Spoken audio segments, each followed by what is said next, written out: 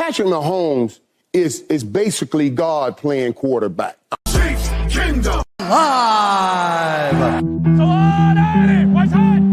Know your role and shut your mouth, you jabroni. Yeah, when it's grim, be the Grim Reaper and go get it. It's Mahomes out. And it is good. Woo! Arrowhead man. The Lombardi Trophy has a red and gold reflection. You gotta fight for your right to party. First and goal. Mahomes swings it. It's there! Hardman! Jackpot! Kansas City! And this was the Andy Reid special. We talked about he was saving all day. He's going to fake a motion to go across. And at that moment, he turns and goes back Hardman, who they didn't have, right? And they go get Hardman and bring him back. And the game-winning drive of Mahomes' career, he's been waiting for. He's won Super Bowls, but he's never had it in an overtime. He is the best. He is the standard. Your Michael Jordan wins it again.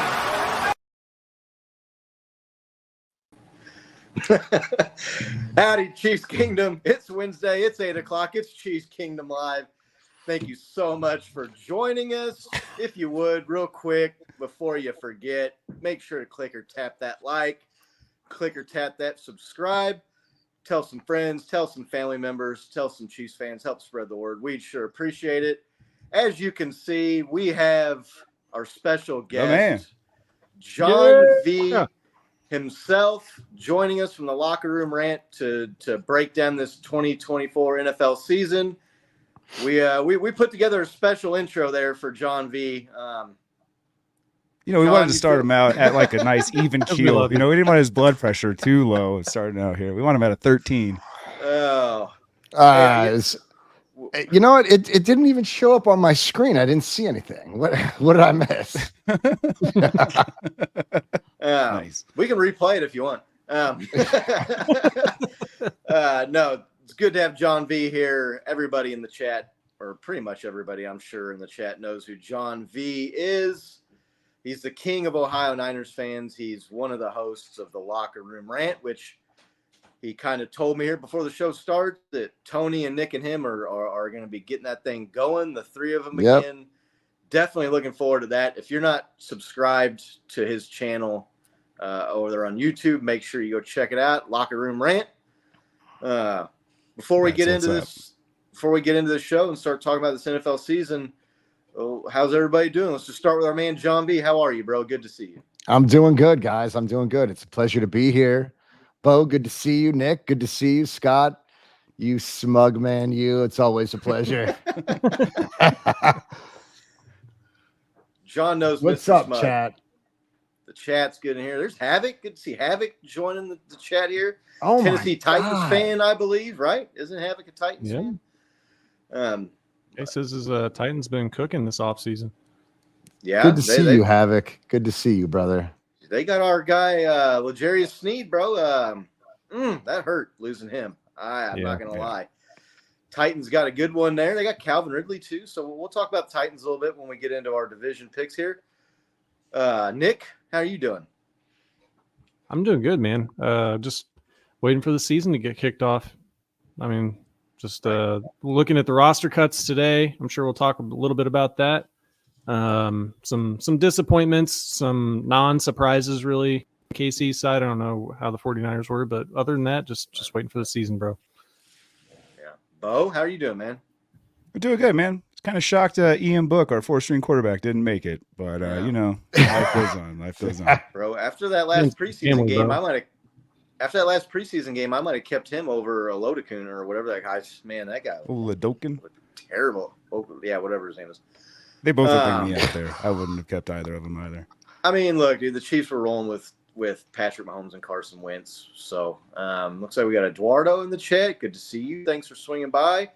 Kenny, the Titans just went. We'll talk about them in a little bit. They're post Derrick Henry Tennessee Titans. That's right. He was there for a long time, man. That guy was there for a long time. So we'll get to the Titans when we get into that AFC South division here a little bit later. I I don't see Laney or Big Doug. Someone might want to message them and let them know we went a night early. Not sure if they know or not, but I'll text them. Yeah, let's just get in and start talking about this season coming up, man. Like what are we overall thoughts? Obviously, here in Chiefs Kingdom, the talk of the season is the quest for the first ever three-peat. Never been done in the NFL. The Chiefs, as defending back-to-back Super Bowl champions, get a crack at some football history and immortality. Patrick Mahomes, if he could get another ring and get the 3 in a row, he'd already be knocking on the GOAT door with Tom Brady. If you don't get to 7, if you get to 5 or 6, but you got the three-peat, that almost, I think, equals out the ring conversation. But we'll talk more about that when we do our Chiefs season kickoff show next Wednesday, the night before the big Week 1 NFL kickoff game at Arrowhead Stadium against the Baltimore Ravens in what is not an AFC Championship game rematch. Should be a good game to get the season going. I mean, let's just talk about a little bit before we start picking these divisions and whatnot. John, what are you looking forward to seeing this season? I mean, how are your Niners looking? My Niners are looking all right now, man. I think you guys know. I think the whole world knows that Trent Williams hasn't signed and BA is still doing BA things. I mean, we're waiting for these guys. Actually, Nerve-wracking. It's so nerve-wracking, man. And I think when we went through this with Bosa, he signed on like September 3rd. He missed all of camp, the ramp-up period. He missed everything. So and he took the podium, at the end of that season and said that it was crucial time missed. Like he needed that ramp-up time, to get his body acclimated to all the hits and just to get in rhythm with the guys, right? So, he had a good season, but he had a down season. So I would say we're looking good. I think we hit on quite a few picks this draft, and I think it really shows in the secondary. We really, really we needed to boost that room, and we did. We really did. And there's some talent there that's exciting. They're young. Our first round pick in Persol. That's a little bit of a sensitive subject because I think, what is it? Wednesday or Thursday of last week, we found out that that this young man had a shoulder injury. He had I forget, what is that? Subluxation. Basically, the shoulder came out of the socket, right? So he did whatever he did to it, and he was suffering and struggling with that stuff in college, and the Niners knew it and still drafted him with their first pick. So it's a bit of a concern, but I mean, I guess, my wife claims that it's not a big deal, 5-6 weeks, he'll be back at it. So I guess if you strengthen that shoulder, you can be better from it. I don't know. We'll see. But that was a little bit of a punch to the stomach this week when we found out that he had that in college and the Niners still drafted him. So the Niners do Niners things in the draft. I mean, we don't draft well. You guys know we spent 3 first-round picks and he's stinking it up out there in Dallas, but that's my guy. I shouldn't say stinking it up because I think the dude had the best QBR in the preseason out of all quarterbacks, and he still threw 5 picks. But look, I'm excited for the season. It looks like we're favorites to go back to challenge you for that three-peat. So let's see what happens this season. Let's see what happens. I'm looking forward to it. I'm ready. I have faced my demons from the Super Bowl loss. And I'm ready, man. I'm ready. Sorry to bring him back up with that intro video, but hey. Yeah, that intro video. You're not going to let that intro video go tonight, are you? Did I? I'm going to casually bring up that intro every now and then. About that intro video. Yeah, I was talking with John V here in the studio before we went live and before Bo and Nick jumped on, and he was saying how he's like, the season last year just drained me, man, my life spirit, and especially the way that Super Bowl ended. And I was like, oh, dude, I texted you guys too. I heard that. I was like, he's not gonna like this. No, John V can take it all in stride. It's all good. So man, I can. I listen. We lost by 3 in overtime to one of the best quarterbacks of my time. Andy Reid is a hell of a coach, one of my favorites of all time. So, listen, Niner fans aren't going to like to hear this, but if you're going to lose, you're going to lose to the best. And this rivalry that we started in Super Bowls is just taking the Niners back to the Dallas rivalry. It's hey, John Clifford, good to see you, man. One of my favorites in the chat outside of Laney and Big Doug. John C's our resident comedian here on CKL. So I listen, man. I found jokes, a little bit man. of I found some fun in that chat with John and the rest of the crew. It's a good time, man. And I listen, for anybody that doesn't understand this friendship that I've created with these guys. Scott and I met years ago on a podcast where we probably never dreamt that we'd make friends with one another and take shots. Scott started the shots, and it kind of just grew, and it unraveled into a pretty cool friendship with these other two guys, Bo and Nick. I have the utmost respect for you guys. I had a hard time after the Super Bowl. I went dark. But my love for you guys didn't change, man. You guys are great dudes. And I like I said, I appreciate being here anytime I can. Chat's awesome. Nobody's ever been disrespectful. It's been a ton of good fun. And you guys are champs, man. You guys are champs. Yeah, no, we love you, John V, and you're welcome on our show anytime. I appreciate the fact that you will come on here and still chat it up with us and talk football. I think that just speaks to what a good dude you are, and I appreciate that, man. Honestly, I appreciate it, man. I don't think I've been on any Buccaneers podcasts after we lost. We got our freaking teeth kicked in. So that was bad. Yeah, that was a bad one. But let's go here, Bo. I mean, what are you pumped for? I mean, other obviously the Chiefs going for the 3-peat. I mean, NFL season's right around the corner, man. Next week, right? It's here, man. It's here. I'm just pumped for it to begin, right? Like, there's been a lot of hype around our 3-peat quest, our receiver room, what our defense is going to look like, losing some key players. So I'm just looking for everything to unfold, man. I'm really looking forward to it. Everything from training camp has just been looking awesome. Preseason number ones look great. So I'm just really just excited to see him get in the fold, get some like real game time plays under the belt, and let's see these guys perform, man. Go after that 3-peat. Yeah. Nick, how excited are you for the season?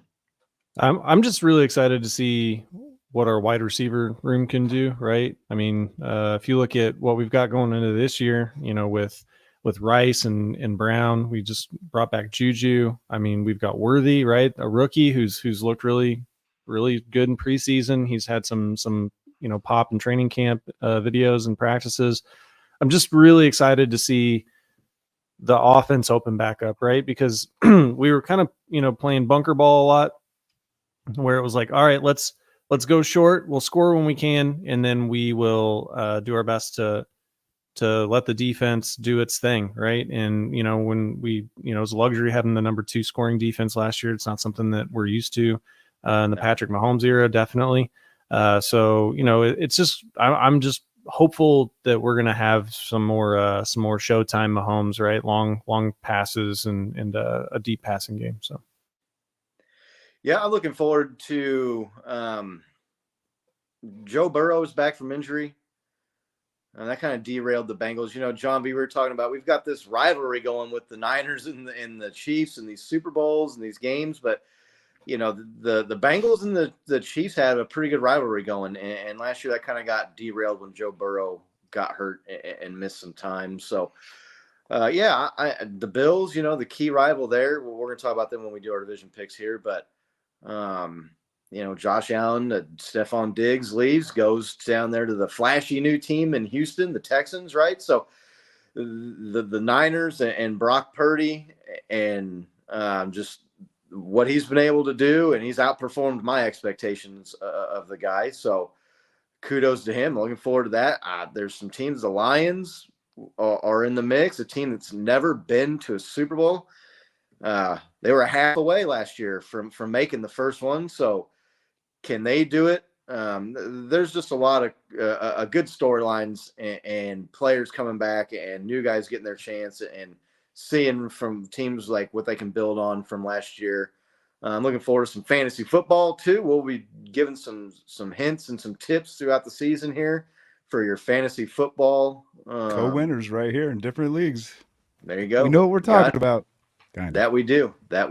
Man, I came in second last season, and man, I lost by 1/10 of a point. So do you know what that feels like, dude? It's brutal. That's what are the odds?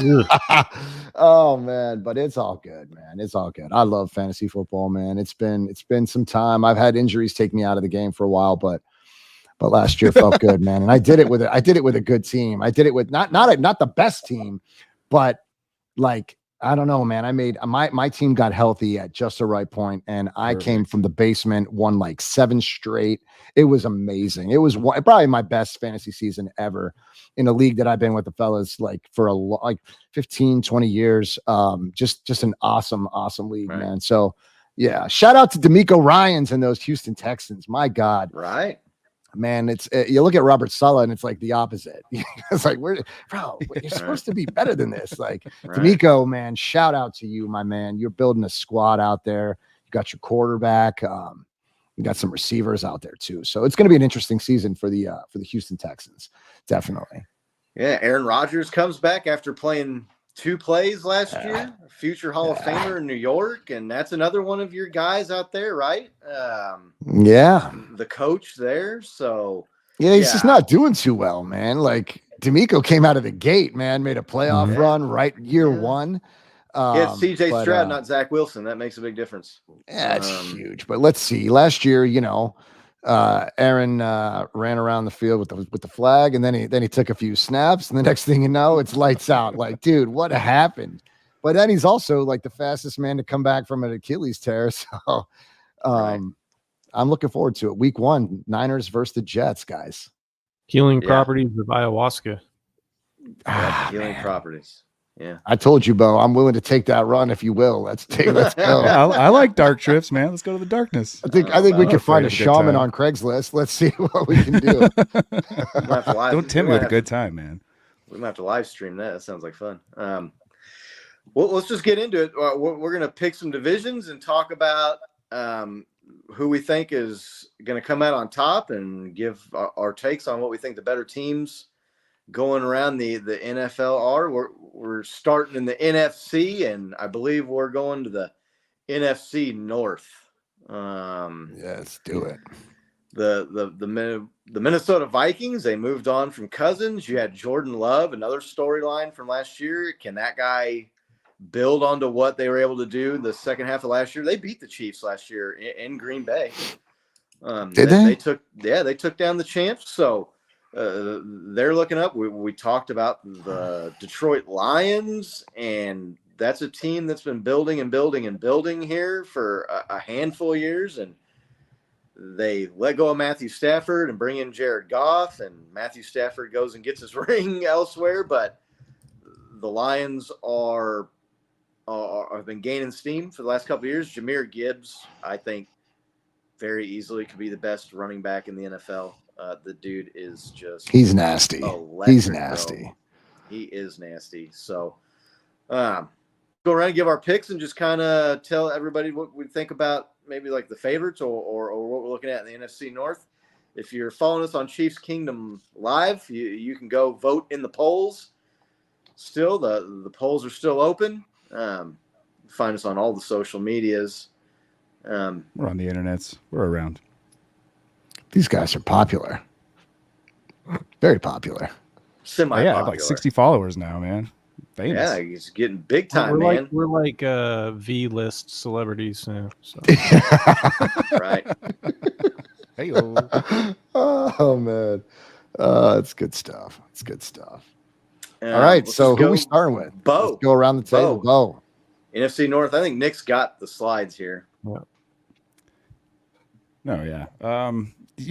This division is like I feel like there's gonna be a sneaky winner. I think it might be the Bears. There's a lot of hype around Caleb Williams in that offense. He played all preseason, and you say what you will about preseason games. You're playing against second, third, and fourth string, but I mean he tooled all of them. So I mean he looks like he's ready to go. Looks like he could like actually change things around for the Bears a bit. My dad's a huge Bears fan, and his favorite quote is "It's a rebuilding decade." So he's pretty hopeful that this is going to change this year with a quarterback that can actually do something at the helm. So I think my pick's going to be the Bears for this, even though I do like the Packers. Jordan Love came on so strong at the end of last year; they looked really good. But yeah, I think the Bears are going to sneak one in there. Yeah, Nick, are you going with the favorites here? The poll, the Lions.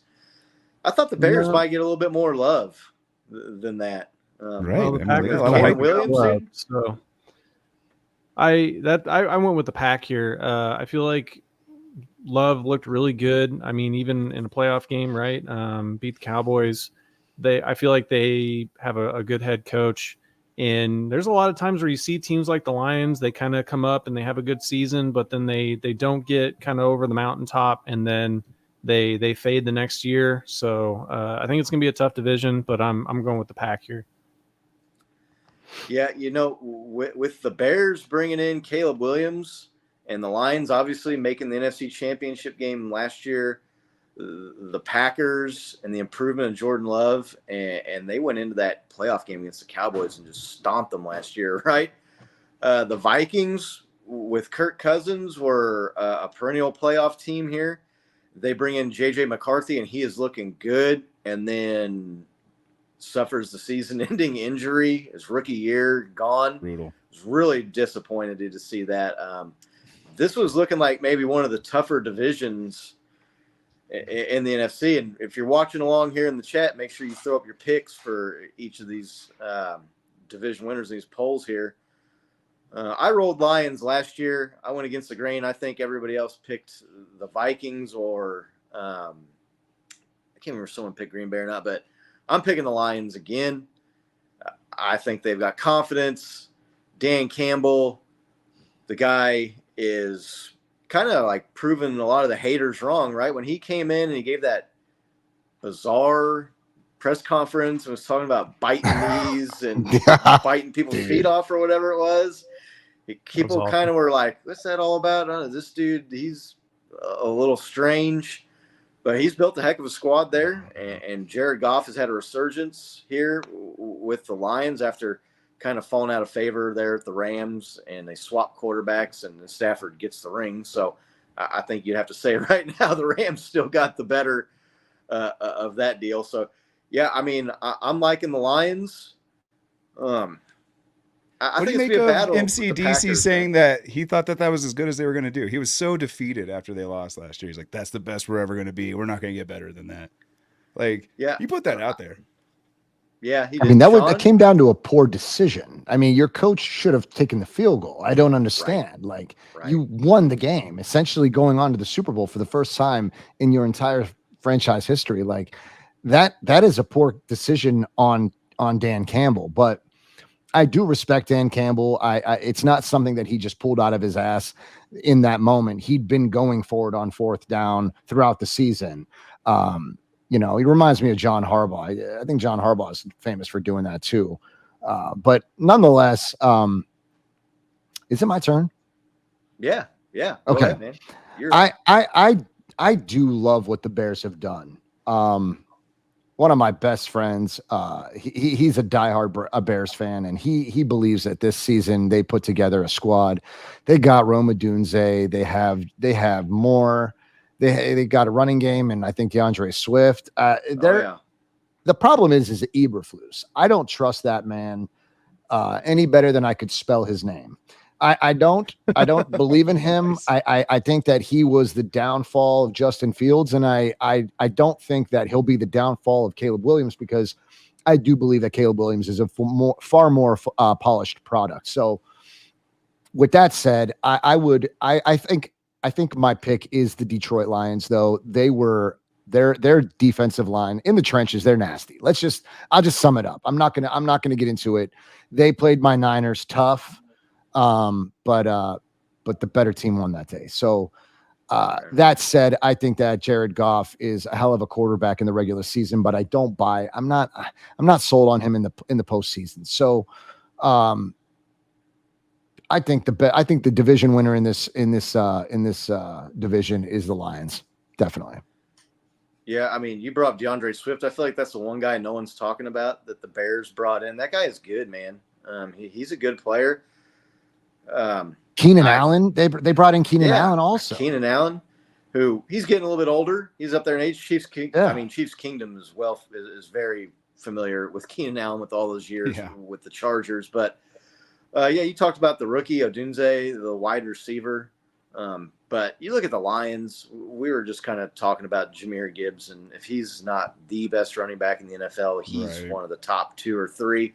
Yeah, they've got Amon-Ra St. Brown at wide receiver, dude. They've got Sam Laporta, who they're stacked at tight end. That team's loaded for bear. They're battle tested too.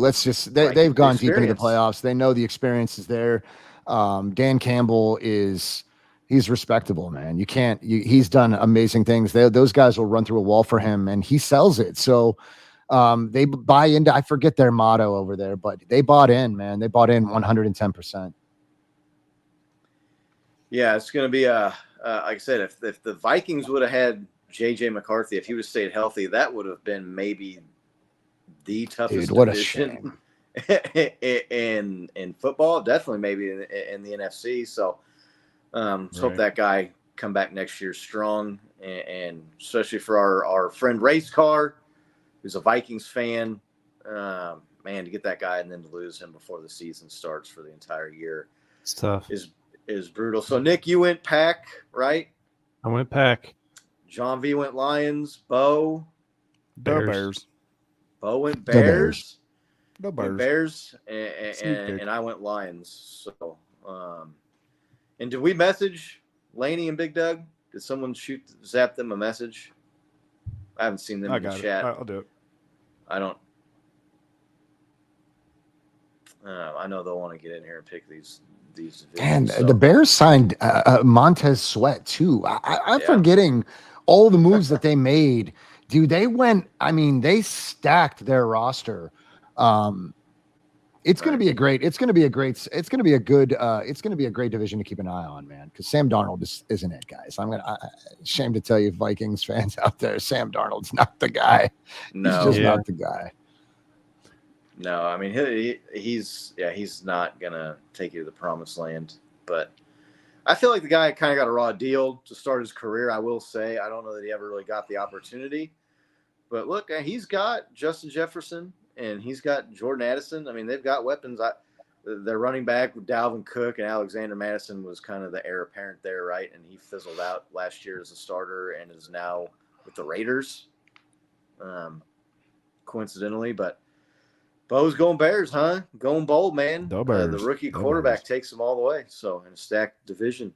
That and your dad will probably break your arm if you go against his Bears this season. They're fully invested all in, man. Thanksgiving.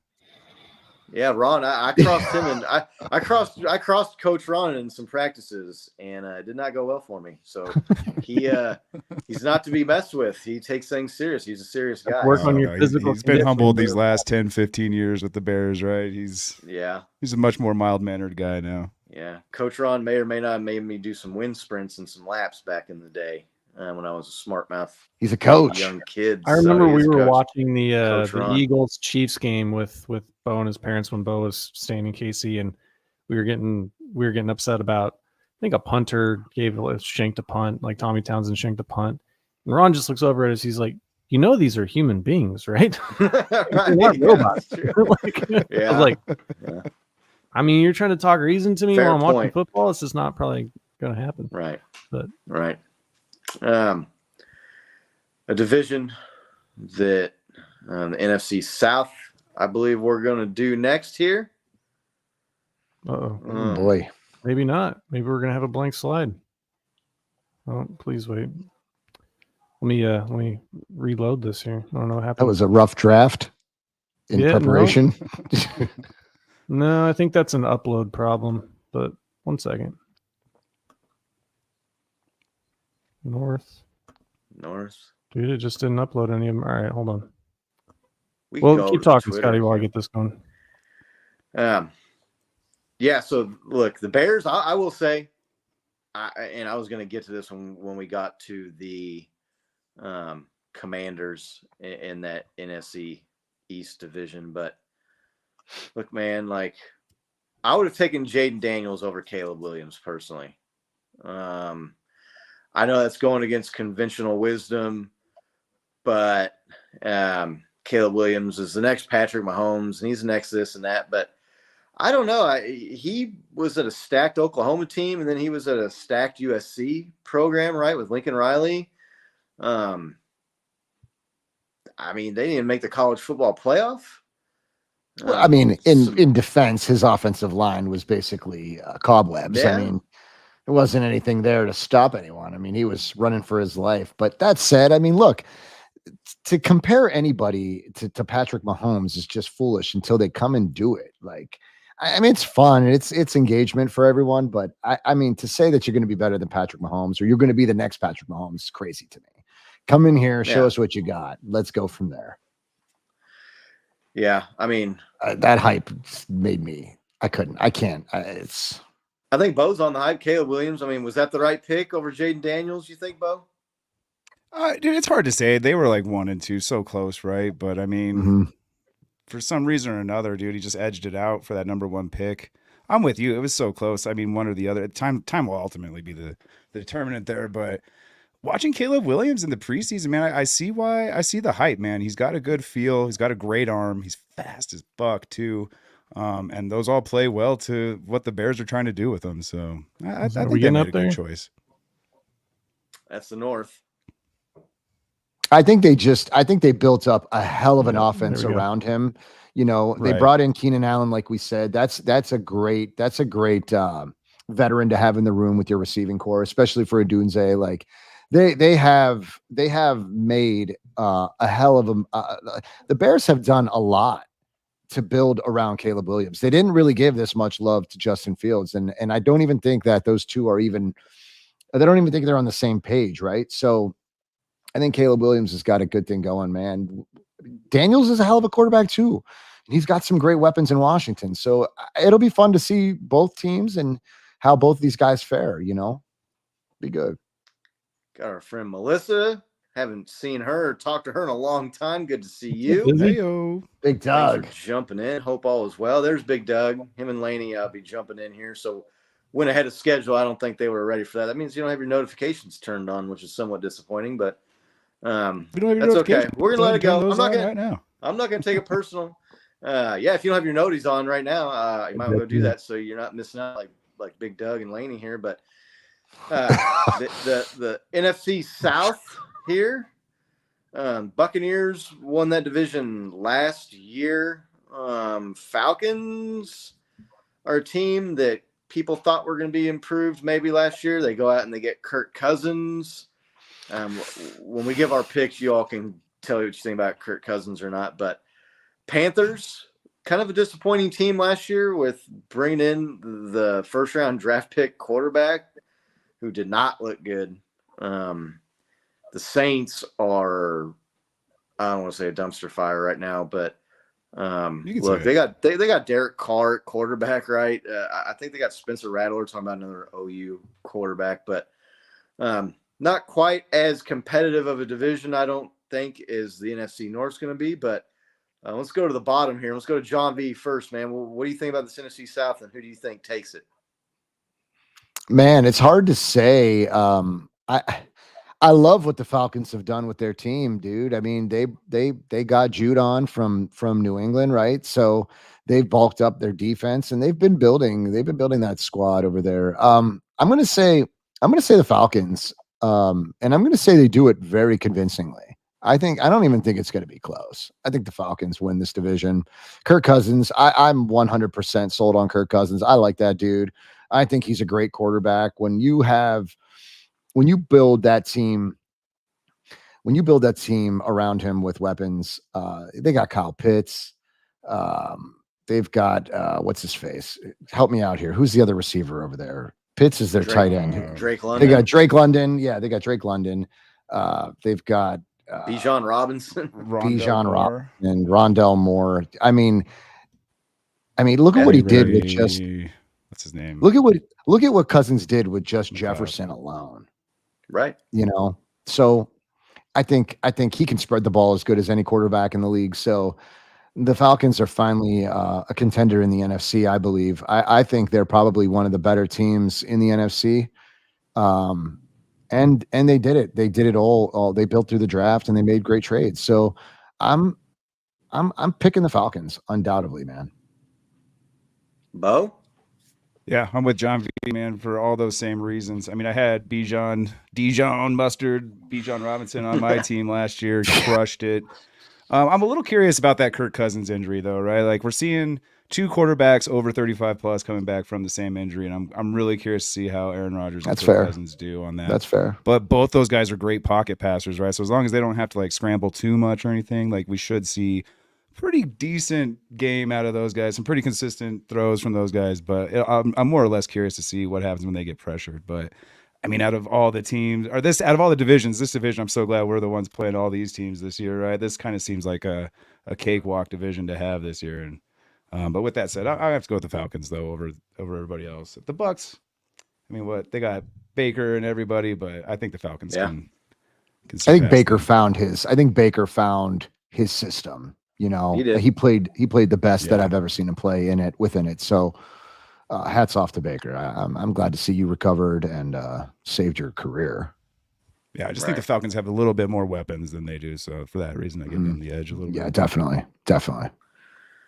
I'm picking Falcons too. I'm not as bullish on them maybe as you other guys. Kind of broken record, everybody picking the Falcons here, but the Buccaneers, they surprised me last year. I really anticipated the Panthers being better, and Bryce Young was not good at the quarterback position. Now, they got rid of Christian McCaffrey. They had gotten rid of DJ Moore, right? I mean, they kind of left the guy with next to nothing as far as weapons-wise. So I think that team could bounce back and be better this year. But, yeah, it's down to these two teams here. I'm going to pick the Falcons just because I think the offensive weapons are a little bit better.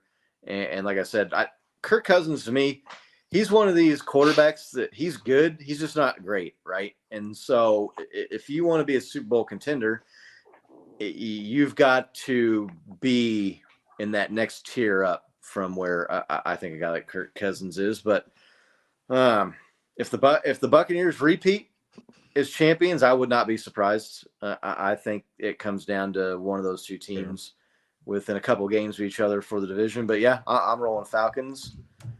Nick, who are you picking? So I'm going to be the odd man out here. I'm going with the Buccaneers. I think that Baker's going to have another year in that system that John B was talking about. He hasn't had a lot of stability, right? Since he's been drafted, he's been thrown around and he's been pretty resilient despite all of that. And look, the Falcons, like, you know, we mentioned the Achilles injury to a 36-year-old Kirk Cousins. I don't wish anything bad on Kirk Cousins, but I mean, and then there seemed to be disarray, right? Like going back to the draft, they drafted as Michael Penix Jr. Didn't seem like anybody knew, even Kirk Cousins knew. So I don't know that maybe behind the scenes things are as smooth as you'd like to see in that organization. So I'm going to go with the Buccaneers. If Cousins can't do it, now they're going to Michael Penix Jr., who's a left-handed quarterback. I mean, that's quite different, right? I mean, from just like an execution standpoint, I want to root for every left-handed quarterback as a left-handed person. No kidding. Not a lot of us out there, but no wonder the slides. I'm feeling like the Bucs are going to win this division. The Bucs. Nick's taking the Bucs. Yeah, I mean, that's not a bad pick. Like I said, I think it's close between those two teams. I mean, look, they're the defending champs, right? So, I mean, the Falcons got to come take it from them. Kirk Cousins, he's when quarterbacks lose it, they lose it quick, and he's not a spring chicken either, right? I think the Vikings, part of the reason they kind of got rid of him was that, look, you haven't gotten us over the hump, and you're not getting any younger, so we're going to go out, and they made the move, and they got the rookies. So, interesting division. Yeah, the Chiefs, they play the NFC South this year in the cross conference play. Real quick, what do you think? We'll go to Bo first. What's the Chiefs' record against the NFC South this year? How many games they win out of 4? Clean sweep, man. I mean, I just don't feel like the Clean level of sweep. I don't feel like the level of competition in the NFC is comparable to the AFC, first of all, and let alone like I feel like this is the weakest division in the NFC. So, yeah, I think it's just going to be some like practice games. I see some rest for TMFK during some of those games, right? See some of the other tight ends come in, but yeah, I'll say sweep. Nick, record against the NFC South? Yeah, I agree. I mean, Mahomes' record against NFC teams has been pretty good. Now we didn't do so well against the North last year, but I see a good bounce back here. I think 3-1 lowest, but I wouldn't be surprised if we go 4-0 against that division. Yeah, Chiefs went what 2-2 against confident. the Chiefs went what 2-2 against the NFC North last year. They lost to the Lions and the Packers, and they beat the Bears, and I can't think of the other team now. The Vikings. They beat the Vikings, so that was a good game in Minnesota. That was a close game. I predicted a sweep of the NFC North last year, and they went 2-2. So, yeah, that's a tough pick for me, but I'll say 3-1. I think maybe you get clipped up, especially on the road at the Falcons. Yeah, Melissa might be right there on offense. You always have one weird loss. Right, that could be. I could see maybe like that at Falcons. What's up, Izzy?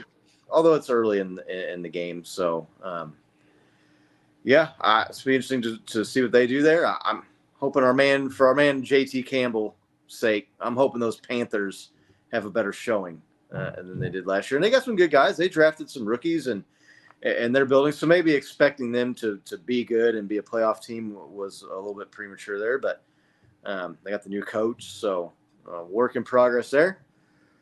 We'll head to the NFC East. A tougher division. We've seen the Eagles and the Cowboys kind of go back and forth, right? See what you did there, Nick. John See what you did there. It was me, but yeah, cheers. Oh, Bo. That's a Bo move. John V, we're going to let you go first on this one. You're familiar with those Cowboys and those Eagles, right? I mean, you've been battling with those two teams the last handful of years in that Eagles, NFC there at the top. The Eagles don't scare me. I think we have their number. I think they know we have their number. Philly, I'm not worried about you. You lost a lot of pieces. I'm just not worried about Philadelphia. But I will say this. CeeDee Lamb got the bag this week, guys. He got paid $100 million guaranteed with like an APY of, I think, $34 million. So hats off to that dude. That's about the only thing the Cowboys beat us at is signing our number one wide receivers. They beat us to the contract negotiations. But I'm going to take the Cowboys to win that division. They haven't won their division in, it's been. I don't know. Last year, right? Did they win it last year? Oh yeah, they did. The Eagles fell completely off last year. Okay, yeah. The Eagles had like a 9-game drop off, right? Yeah, 8-game drop off. Jalen Hurts got injured and missed some games, and they kind of went in the tank a little bit there. After they got handed that game by the referees against the Chiefs in Arrowhead on, I can't remember if that was Sunday night or Monday Night Football, where they tackled MVS at the goal line that basically would put that game on ice for the Chiefs. But did you guys go to that game? No. That was the game we were watching with Bo's parents. Ron, the Bears fan, was in town. And so, that game didn't catch that game, luckily, because they ended up losing at the end. But it remember being really cold and rainy that day too. So right, it was. John V, go. You said Cowboys, right? Yeah, I'm going to take the Cowboys. Nick, who are you picking? Yeah, I'm going Cowboys too. Izzy said it in the comments here, but I don't think this division's had a back-to-back winner in 20 years. So I think the streak's going to end. I think that, look, Dak's coming to where he's going to be looking for a new contract. They just signed CD Lamb. I know that people have been joking about Jerry Jones saying they're all in and then kind of doing essentially nothing in free agency, but I just I don't see that the Eagles. I think that their coaching staff and stuff is kind of falling apart. The Giants, they've got Daniel Jones at quarterback, so I don't think they're going to be winning the division. And then I don't really see the Commanders making a big leap this year, so that kind of leaves the Cowboys, right? I think that they win this division, and I think they win it fairly easily. I'm going to Eagles. I'm going with the popular vote here on the poll. I think Jalen Hurts comes back, has a good year. With running quarterbacks like him, man, the injury thing is always there. But, I mean, if that guy can find a way to stay healthy for a bigger chunk of this, even if, bigger chunk of the season, even if he misses a game or two, you look at what they did. Like, they've got A.J. Brown still. They've got Devontae Smith still. They went out and got Saquon Barkley from the Giants, who is just a stud running back. The Cowboys, to me, CeeDee Lamb getting paid, that guy is maybe one of the more underrated wide receivers, which is kind of funny to say now that he's been paid a huge chunk of money. It's like the second or third biggest contract ever for a non-quarterback player. But yep. I just feel like when you talk about the top receivers in the league, that dude doesn't get enough credit, man. When you look at the yards and the touchdowns and the catches and the productions that guy has had, he is right up there with Tyreek Hill and Justin Jefferson as far as production goes. So the Cowboys defense kind of started to trail off towards the end of the year last year, got exposed a little bit. And then the word got out that they couldn't stop the run. And so Green Bay just ran all over them in that playoff game.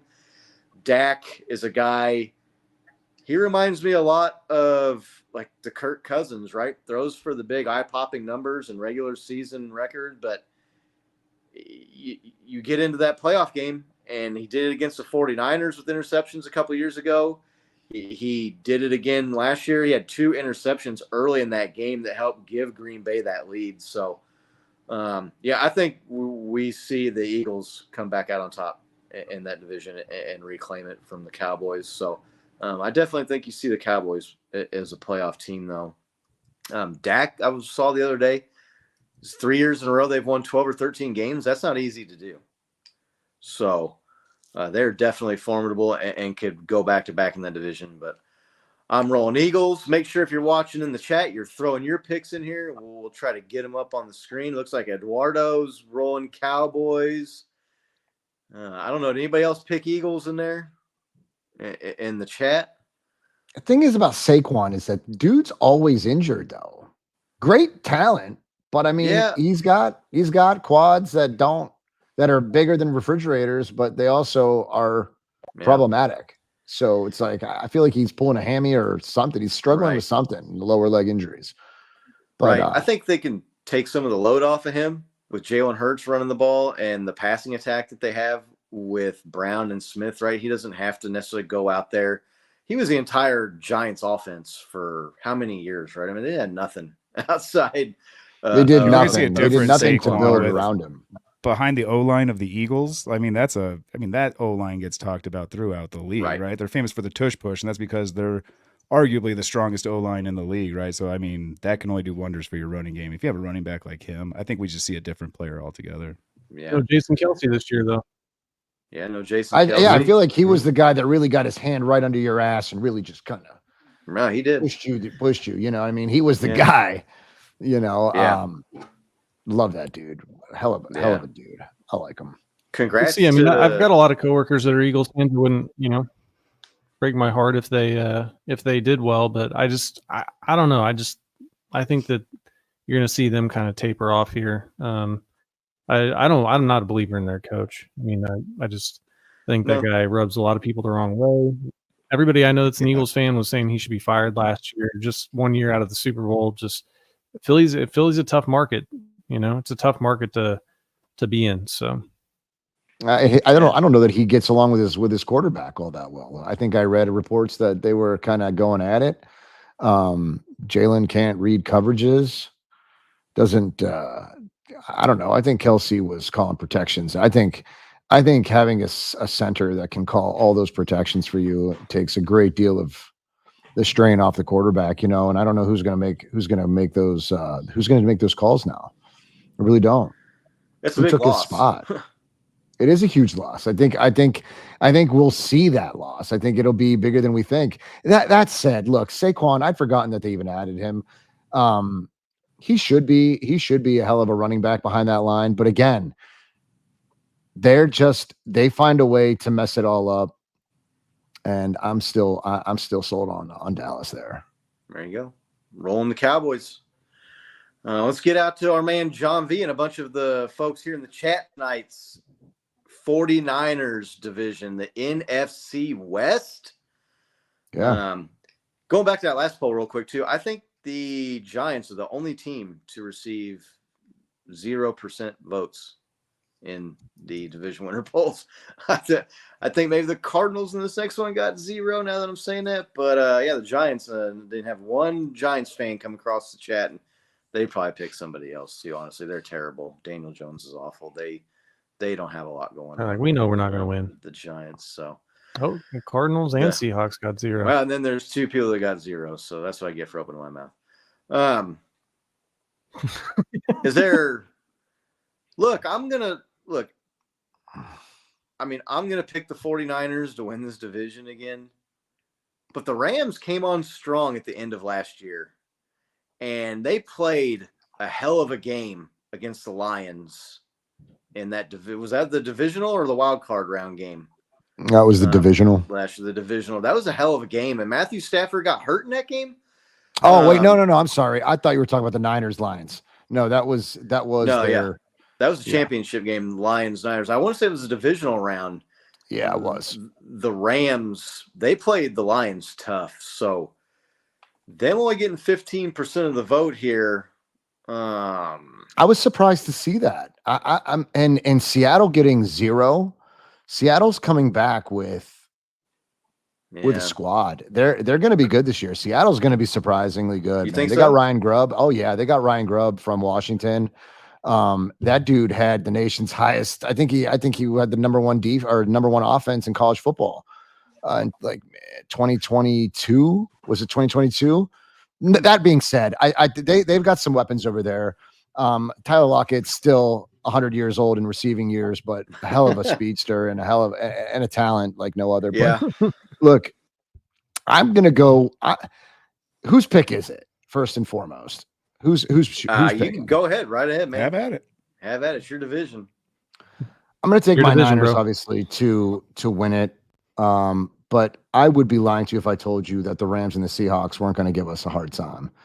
I think I see them. I think I see the Rams and the Niners.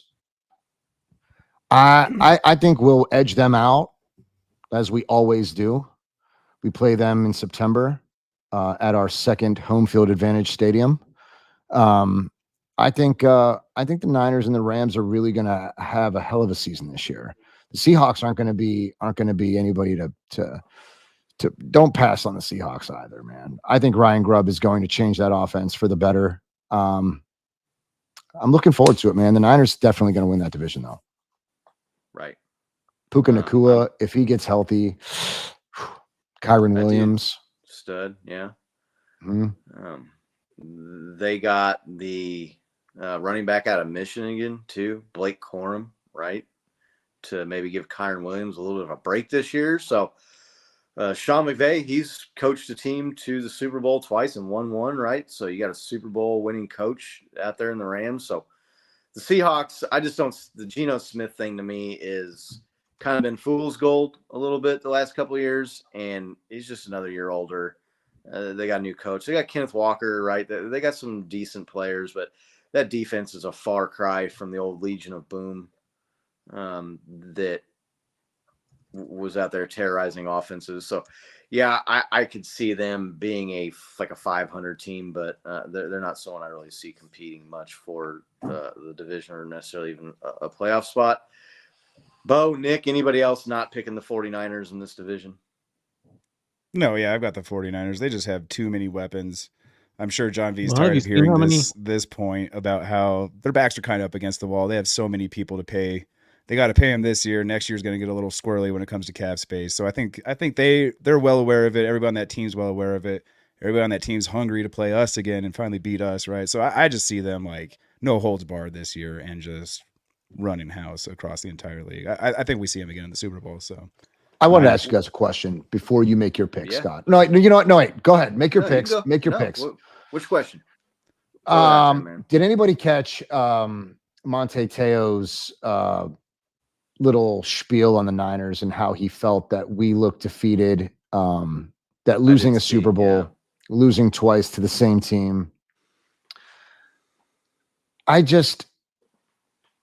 don't see a team that looks like, you know, you would have thought that we were on channel E and there was a reunion for the Niners. Like, Right. he's like, well, I mean, you know, like, I think that what you see is a team that has struggled to get over that hump and beat the Chiefs. But I think this year, they're going to be, I mean, if they weren't locked in last season, this season, they're hungry and they're ready, man. I think that we'll sort out the Trent Williams situation. I think we'll sort out the BA situation. But I do believe that we are putting that if we look as a team that looks defeated, they're not defeated. They're hungry. They're hungrier than ever.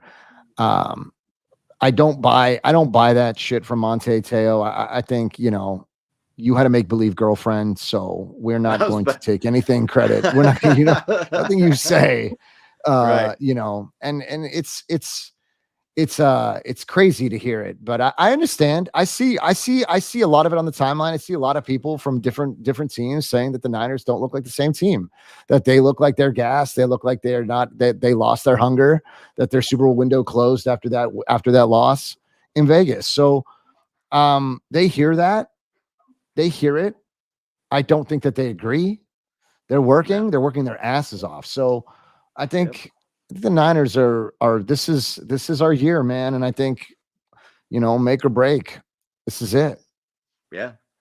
Look, that dude, they're stacked. They got a good defense, as always. I mean, you got Nick Bosa, you got Fred Warner on that defense.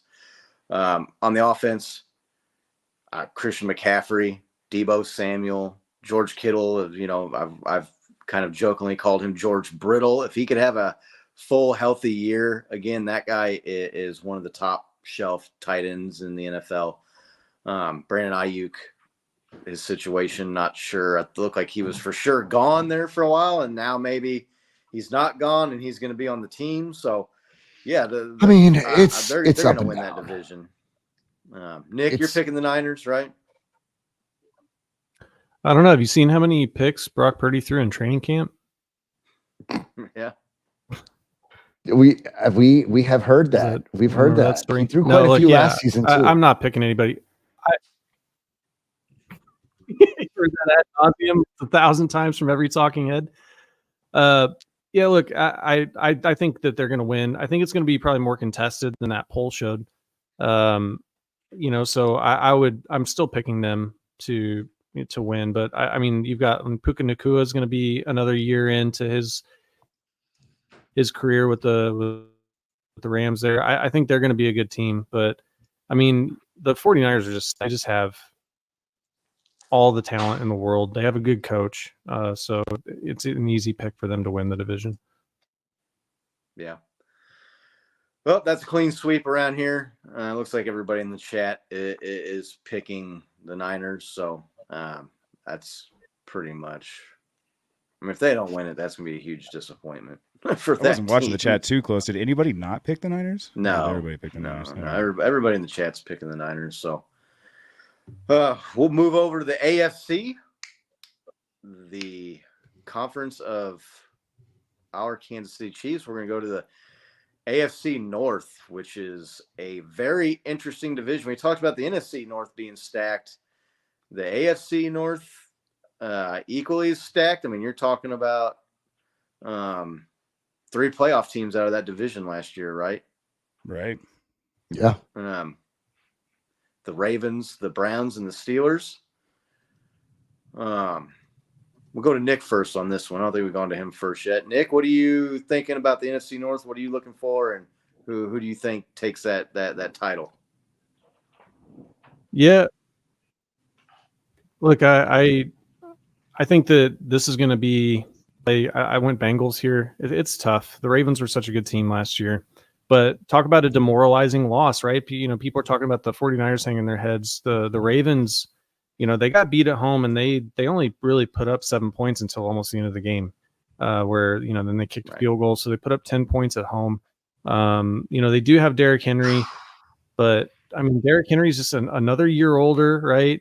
The first game here against the Chiefs, I think if the Ravens don't win, they're not going to win the division. I think that they have to win that game against KC if they're going to take their division. I think for them. So I'm going to go Bengals here. Joe Burrow's going to be back. I think that they've got Jamar Chase. I really just feel like they're gonna take it. Yeah, I'm picking Bengals again too. I flipped. I think I was the only person that picked the Ravens last year. The Bengals injury to Joe Burrow, we talked about that earlier, just derailed that team. Look, you lose your franchise quarterback. That's just a devastating thing. The only thing about them maybe is they've maybe got some turmoil with Jamar Chase wanting to get paid, and you've seen some of these other guys like were requesting trades in the offseason. T. Higgins wants to get paid. What's the defensive lineman or the edge player? Trey Hendrickson, he wanted a new deal and was like saying, well, maybe give me somewhere else if I can't do it. So maybe some turmoil rocks that boat there. But yeah, look, I'm going with the Bengals. I think they come back and win that division. The Browns, look, they got better with Joe Flacco after Deshaun Watson got hurt. They had a stellar defense last year, and they were one of the hotter teams going into the playoffs, but they got trounced by the Texans in that game. Kind of turned back into a pumpkin for Joe Flacco in that game, right? Cinderella. Clock struck midnight on him and that team, and they got destroyed by the Houston Texans in that first playoff game. So I'm rolling Bengals. Bo, who are you taking? It's a toss-up for me between the Bengals and the Ravens, right? Like, I want to take the Bengals. I just feel like they can't stay healthy enough for a full year to, like, really take it. So for that reason, I'm going to have to just give the edge to the Ravens. Aside from everything you guys already said, we've seen what they can do. They're so lethal. Lamar is a dangerous quarterback, whether you think he's good or not, man. Like, he is RG3 dangerous, Michael Vick dangerous on his feet. Pretty decent in the air, not like the best, but still, MVP for a reason. He's got the weapons to boot too with Zay Flowers, and I'm drawing a blank on the running back right now, but they're just a lethal team. I really like what they bring. They're really competitive every time. But man, I just like the Bengals are just in the back of my head. If they could just stay healthy, I'd give it to them. But no, Ravens for me. John V, who you taking? Man, that's the division. This is the toughest division in football, in my opinion. The hardest hitting team. I mean, these guys, this division in football is, in my opinion, the toughest. I'm going to say the Ravens, simply for the fact that I don't think that the Bengals have the talent to match the defense of the Ravens. I think that adding, they added Eddie Jackson out of Chicago. Dude's he's a ball hawk, if we could say, he's a ball hawk in my opinion. I don't know that Henry really makes this team better, but I mean it improves the running game. But I mean the Bengals having Burrow healthy is, I've always said that I thought that the Bengals had the best receiving core in football. Yeah. But they improved. I think the Ravens are look, they know that they have to beat you guys. They added Roquan Smith. They are trying to beat the Chiefs. They don't care about the Browns. They don't care about the Steelers. And quite frankly, I don't think that they care about the Bengals either. I think they're eyeing you guys. And I think that it's a testament that you need a great secondary to go up against Patrick Mahomes, because we tried it with a ridiculous front, and we could not stop you in the Super Bowl. Our secondary was our weak link. I think that, if the Ravens want to beat the Chiefs, they knew they had to bulk up their secondary. They had to get a better run game going. And Lamar can't piss down his leg when he sees the Chiefs. So it's like, with all things considered, I'm going to say the Ravens. I'm going to say the Ravens. Yeah, look, the thing with the Ravens is the Chiefs have handled the Ravens. Outside of one fluky loss that the Chiefs had where they were basically in field goal range at the end of the game and just had to basically kneel it out and kick a field goal to win, and Clyde Edwards-Helaire fumbled the ball and cost them the game. Lamar Jackson has not beaten Patrick Mahomes. Patrick Mahomes is the far superior quarterback to Lamar Jackson. I know there's lots of talk about, well, he's got as many MVPs as Patrick and this and that. Look, the guy is not Patrick Mahomes. He's not on Patrick Mahomes' level. I think he played a little over his head last year too. You saw in that one MVP season, and he kind of returned to that last year, but his passing is just not there, and it's not going to be on that elite tier of quarterbacks as far as accuracy and the downfield throwing. So bringing Derrick Henry in is a little bit scary just because that dude's a monster. And the Ravens, if they know how to do anything, it's run the ball and play defense, right? And they've done it for decades. So look, King Henry, I don't know what he has left in the tank. That dude is a freak of nature. I will give him that. If anybody can go 15 rounds with old Father Time, it's probably Derrick Henry. That guy is an animal. So I think they just kind of regress a little bit. I think I see Lamar Jackson regressing back to more a little bit of what he really is. You also got to wonder about injuries. He was able to stay healthy last year, but that's not been the case with that guy. So the running tends itself to injury. But yeah, I don't pick that. I don't pick the Bengals thinking it's a lock. Definitely not. It's probably the toughest pick in the division to me. The out of all these divisions, as far as picking the winner, that's the toughest choice. Real quick before we kind of move on to another division, what do we think the Steelers do? They've got Justin Fields now. Hasn't looked and great Russell Wilson necessarily. Russell Wilson, we've seen him with the Broncos when he's got left. That guy is done. Oh, he's starting, dude. They're going with old He's Russ. Mr. Extremely Limited. Mike Tomlin knows how to win games as a football coach. Whatever that guy, whatever voodoo magic he does, the guy does it. If somebody can get Justin Fields the most out of him, it's going to be Mike Tomlin. Do we think they make any noise at all in that division this year, Nick? No, I don't think so. Look, Mike Tomlin's really great at getting you a winning record and kind of blowing your pick, right? He's a great coach, right? He's always has a winning record. But I mean, Justin Fields just I don't know. He came out of Chicago pretty broken, and I don't know that that's going to be salvageable at this point. And Russell Wilson, we've all seen what happened with him after he got away from Seattle. He's just not the same dude anymore, right? For whatever reason, he's just the carriage just turned back into a pumpkin with Russ. And so, if you're sitting there wondering, like, is it going to be Russell Wilson that's going to lead your team or Justin Fields is going to be your team? You're probably not going to have a great season. So I don't see them making a push to win the division.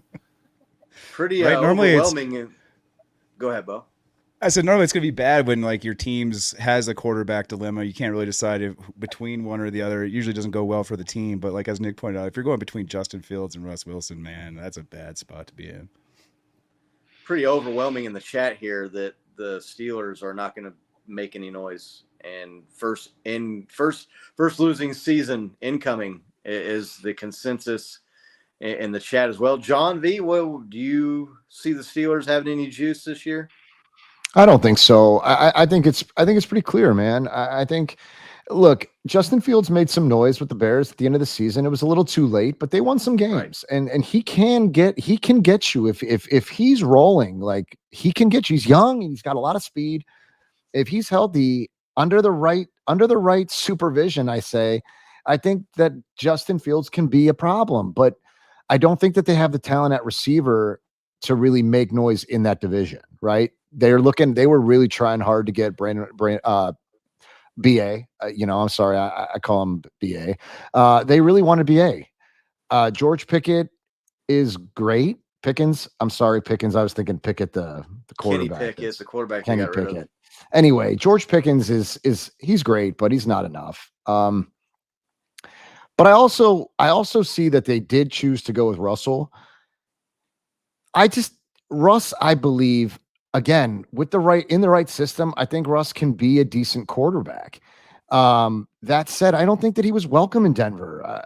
I mean, what's his face didn't even want him, man. Like, they expected him to forfeit millions of dollars to restructure his contract. You guys remember that crazy shit? They wanted him to sit, bench him and forego, like, was it like wasn't it absurd money? Like, was it more than was it 11 million or better? I always call on Izzy. I think it was over $10 million. Like, I always call on Izzy. She's got the memory of an elephant. She's extremely very good with memory, but they wanted him to sit down and forgive like some stupid, absurd amount of money, dude. Like, I'm not sold on the Steelers making any noise in that division, but if there's a chance that Russell looks like anything like a quarterback, it's in Pittsburgh, and forget about that in Denver. I think he had weapons in Denver, but I think the system there was broken. I don't know. I don't know the disconnect that was happening there. But then, I say that you could probably use both quarterbacks in that system. Like, I could see Mike Tomlin using both of them. I have heard it on some of the 3-letter networks, but yeah, kind of. But I mean, I think as a tight end, he was a little bit more versatile than, the versatility in the Saints was different. But with Justin Fields and Russell, you can make some noise, but I think that the other 3 teams in the division are just too powerful, man. They've got a lot. I mean, if the Browns could get something rolling with, Watson, I mean, that dude's he's stacked more court dates than he has games played. So I really don't even know what to say there. I mean, if he can look like a 2017 version of himself or something close, the Browns, make no mistake, they're tough. Their secondary is very good. The Browns defense is great. Yeah. And I love Schwartz, and I think that he's done remarkable things with that defense in just one turnaround, one year. So if the Browns can do something, they can be a contender in that league.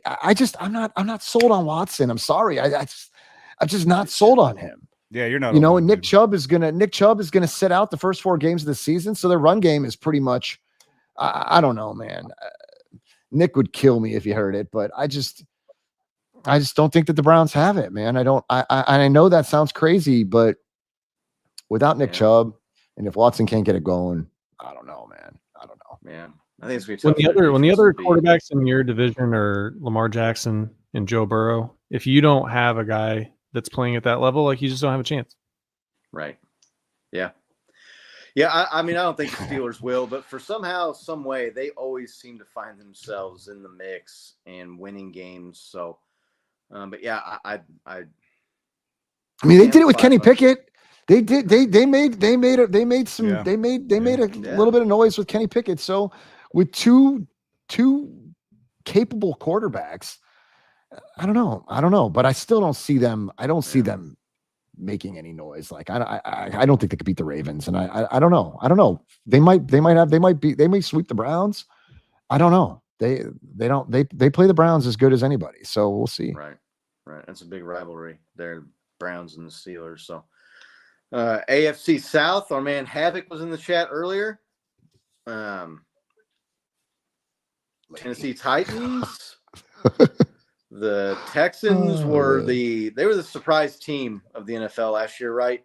They were terrible the year before, one of the worst teams.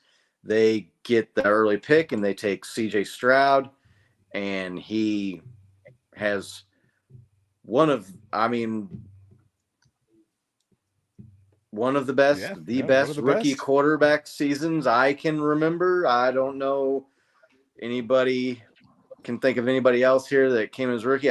Patrick Mahomes didn't play his rookie year. His first year as a starter, if you want to consider that a rookie year, he had 5,000 yards and 50 touchdowns. But the Texans jumped up and won that division last year. The Jaguars, they kind of had that thing in control there for a while and let it slip away.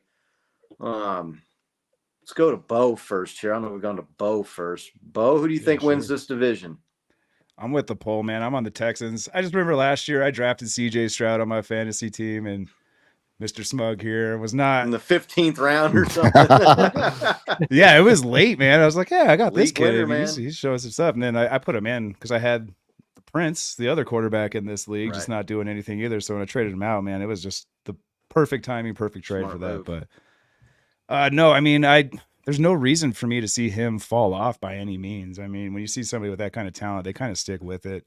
They've done a great job of keeping a lot of the same personnel there. So yeah, I'm going to go with the Texans. I have a hard time seeing them fall off. Even though this isn't going to be like the hardest division in the NFL, I see this being like one of the more competitive divisions though. Jags and the Colts are always tough teams to play. They're always in there. They know how to score. They got weapons, but yeah, I just think the Texans have the elite weapons. Yeah, the Colts with Anthony Richardson, if he can stay healthy this year, he's someone a lot of people like. John, who are you picking, man? I'm D'Amico, man. I'm going with D'Amico and his Texans. Look at what they did with the picks from Cleveland. They turned it around, man. They spent those. I mean, Cleveland couldn't get anything going with their quarterback, but my God, did Houston not waste any time with those picks? That said, I kind of don't 1% for the Colts, man. I think the Colts could. I think if they could get him rolling, they could be a contender in that division. I don't know, but for now, the Texans, man, they just seem to be. They're on the right trajectory. Let's just say that. You got to remember these polls are heavily skewed towards Kansas City fans, so Colts might not get any love in these polls. Right. Definitely. Yeah, we don't have a warm and fuzzy history with Colts and playoff games. Yeah. So no. Although Patrick Mahomes exercised that demon and sent him packing and basically ended Andrew Luck's career. So Andrew Luck played one game against him in the playoffs and was like, "I'm done. I'm retiring." Yeah, man, I remember that. I'm gonna pick the Jags, man. That was their division last year. They let it slip away. They had it last year and they let it get away. Okay. Look, I like Trevor Lawrence. I think he's good. They've made some good additions with Travis Etienne's not an addition, but that dude's fucking good. Damn good running back, man. Like he's explosive. The dude can catch the ball out of the backfield. They've got weapons on that team. So who's the wide receiver they got? I can't think of the guy's freaking name now, but the Evan Ingram at the tight end position. We got Christian Kirk, you mean? Pretty good. Yeah, Christian Kirk's out there too. So they got the rookie wide receiver, Brian Robinson, I want to say his name is, Brian Thomas. Brian Thomas, right? Yes, Brian Thomas. He wasn't getting the shine necessarily that like Marvin Harrison Jr. and Malik Neighbors and a couple of these other rookie wide receivers got. But if you look at his numbers, that dude was a baller at LSU, and that program puts out stud wide receivers. So I think they've got the coordinator, Doug Peterson, Super Bowl winning coach, right, with the Eagles. They've got the formula. I can see the Texans maybe coming back down to earth a little bit. CJ Stroud, teams have had a full off season to analyze him, focus on him. They're not going to jump. They're not going to jump up and like sneak up on anybody this year, kind of like they did last year, playing a last place schedule last year as opposed to playing a first place schedule this year. They got to come to Arrowhead. Stephon Diggs, I don't know what that guy has left, but dude, he's kind of a pain in the ass, right, in the locker room. Yeah, seems like one of those prima donna types, like a OBJ kind of thing, right? Yeah, I was gonna say, man, almost like a spitting image. I mean, not image, but actions. So yeah, look, spitting personality. I could see the Texans regressing back to the mean a little bit this year and not being quite as good as last year. Now, do I think that they're going to go back to being the 2 or 3 win team they were 2 years ago? No, definitely not. They're going to be in the hunt for that division, and they're going to be in the contest. But I'm going to pick the Jags. I think it's their year. Nick. Oh, that's right. They got Gabe Davis from Buffalo, right? Yeah, they got Gabe Davis, man. Like they got players now. Yeah. Nick. All right, so this is probably the pick where I'm going to look back and be like, yeah, that was the dumbest one you made. I was the 1% on the poll that voted for the Colts. I just feel like they're getting Anthony Richardson back. We showed it. I think he's going to be good. They've got Jonathan Taylor. I think that you see the Texans come back down to earth for all the reasons that kind of Scott was just talking about. I think it's a kind of a toss-up division this year, and I'm surprise pick for me is the Colts.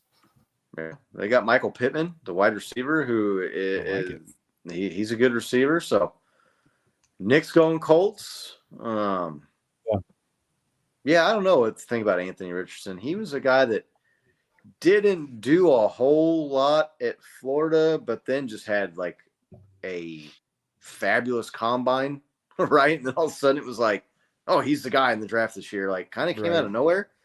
Looked pretty decent last year until he got hurt. That's again, man, it's these running quarterbacks. It's just, that's the theme. It started out, RG3 was the first one, right? Yeah. To really come out and get drafted early and primarily a runner, or that's his big threat is running, and career was very short in Washington. You see a lot of these guys that are that style of quarterback, man, they get injured. That's just like playing running back, right? Running backs don't last in the NFL. That's why they don't get these big contracts. So, yeah, 15. That's a dope nickname. Yeah. Adonis Mitchell. He's a guy that could be good. So, interesting division. Sorry to our man Havoc. No one's giving his Titans. I just don't see it with Will Levis. I just don't. They've improved on the defense. They moved on from Derrick Henry. They brought in Calvin Ridley. D-Hop was up and down last year. I just think they're in a tough division. And they got rid of Mike Vrabel too, right? Kind of a curious I don't know. He's holding water for Stefanski in Cleveland. I don't know what he's doing. Yeah, it's weird. I thought he was a good coach. I mean, he is a great coach. Absolutely. Yeah. I actually have this crazy tinfoil hat theory where I even have my tinfoil straps.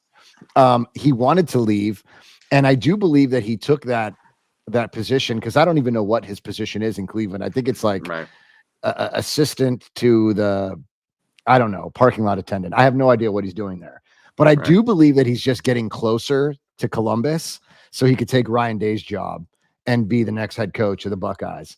That's kind of my thing, even though my Buckeyes are favored to win the national title this year. Did he play at Ohio State, Vrabel? Yeah. College? Yes, he did. Yeah. I thought he did. I wasn't sure. So, but I don't know what he's doing there, man. I don't. Maybe if Stefanski shits the bed, maybe he becomes the new head coach of the Browns. Right. I don't know. Right. But his position there is kind of weird. Right. When they shipped off AJ Brown, I think that pissed him off. Right. Year before last, and he goes absolutely. To the Eagles, and like, what were you thinking there, man? Like, you didn't even have to get rid of the guy. You didn't have to pay him yet. And they traded him. So, yeah, sorry, Havoc. Not much love for the Titans. I think they're a team that can win, 5 or 6 games or something. Maybe they got a decent defense, but they got our man L'Jarius Sneed. God, that hurt to lose that guy, man. That still hurts. God, it hurt. That guy, dude. Him and Trent McDuffie were lockdown city for the Chiefs in that secondary last year.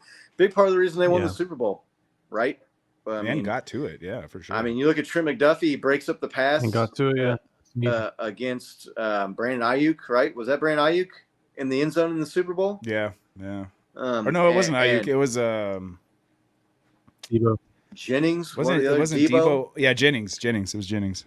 That was a huge play on a third down that forced him into a field goal where one-on-one knocked the ball out. You had L'Jarius Sneed punching the ball out of Zay Flowers' hands in the AFC Championship game that a lot of people say won the game. I don't know if I'm going to go so far as to say, like, oh, if the Ravens score a touchdown there, they win the game, because there was still a lot of time left, and that wouldn't have even given them the lead, right? But still, it's a huge it only play. would have tied the Definitely game, helped. right? Unless they went for 2.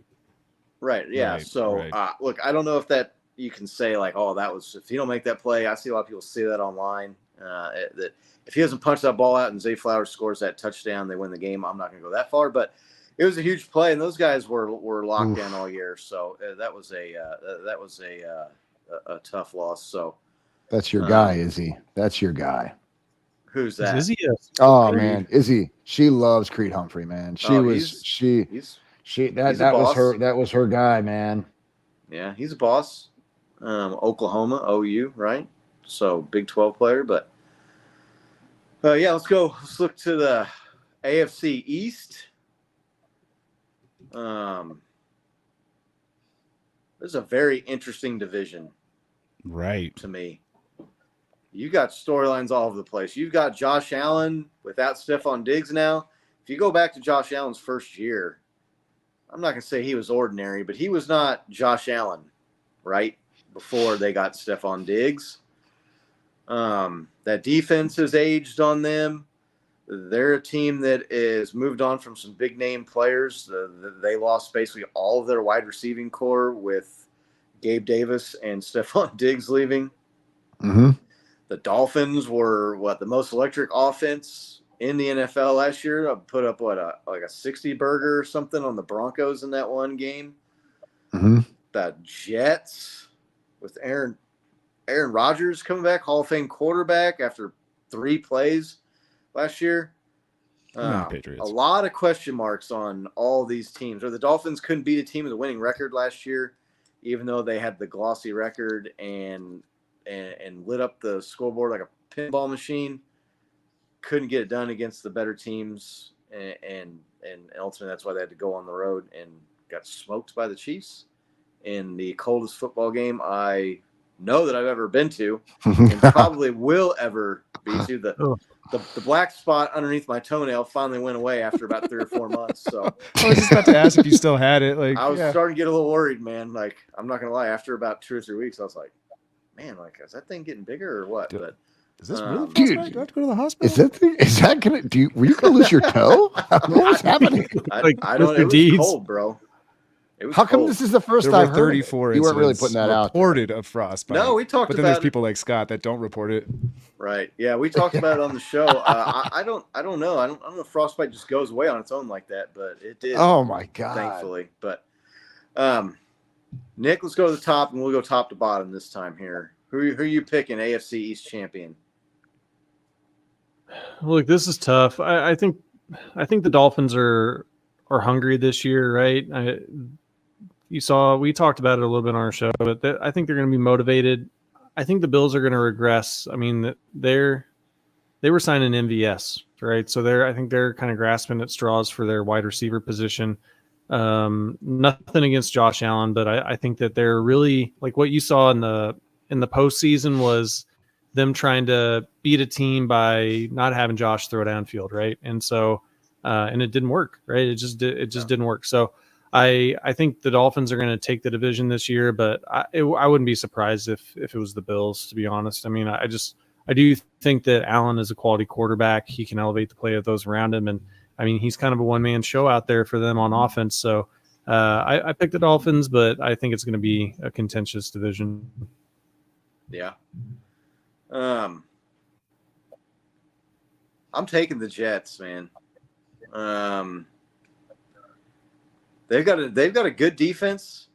They've got a good running back in Breece Hall. They've got weapons at the receiver position.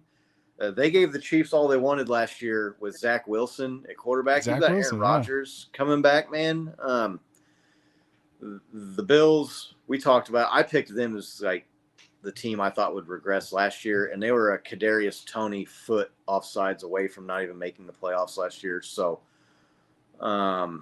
look, I think they're like in a rebuilding mode, right? They lost a couple of like 2 or 3 key veterans on the defense. which had started to crumble the last couple of years. Anyway, the Dolphins, to me, I don't know what to think of Mike McDaniel, the part-time head coach, part-time vape shop employee. Dude, the defense to me is suspect on the Dolphins. Tua is just living off of Tyreek Hill being a freak and getting open. Raheem Mostert last year was kind of a revelation. No one really saw that coming.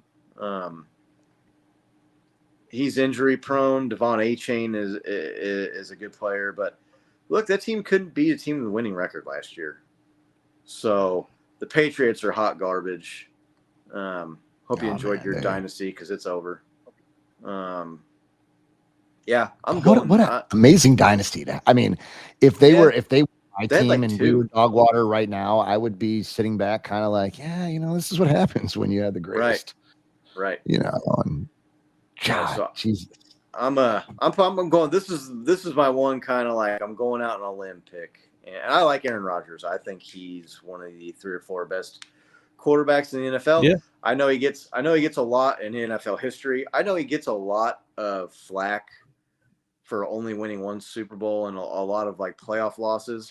He was with Mike McCarthy, who is just an absolute clown of a head coach. Oh yeah.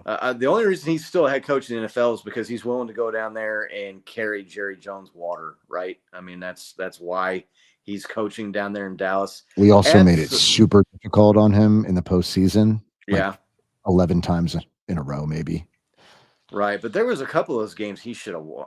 He should like. I'm trying to think of that one game where like they missed a block in the frozen tundra. They blocked the kick. I mean, he was really, really close. And like I said, his head coach didn't do him any favors, and his front office didn't do him any favors.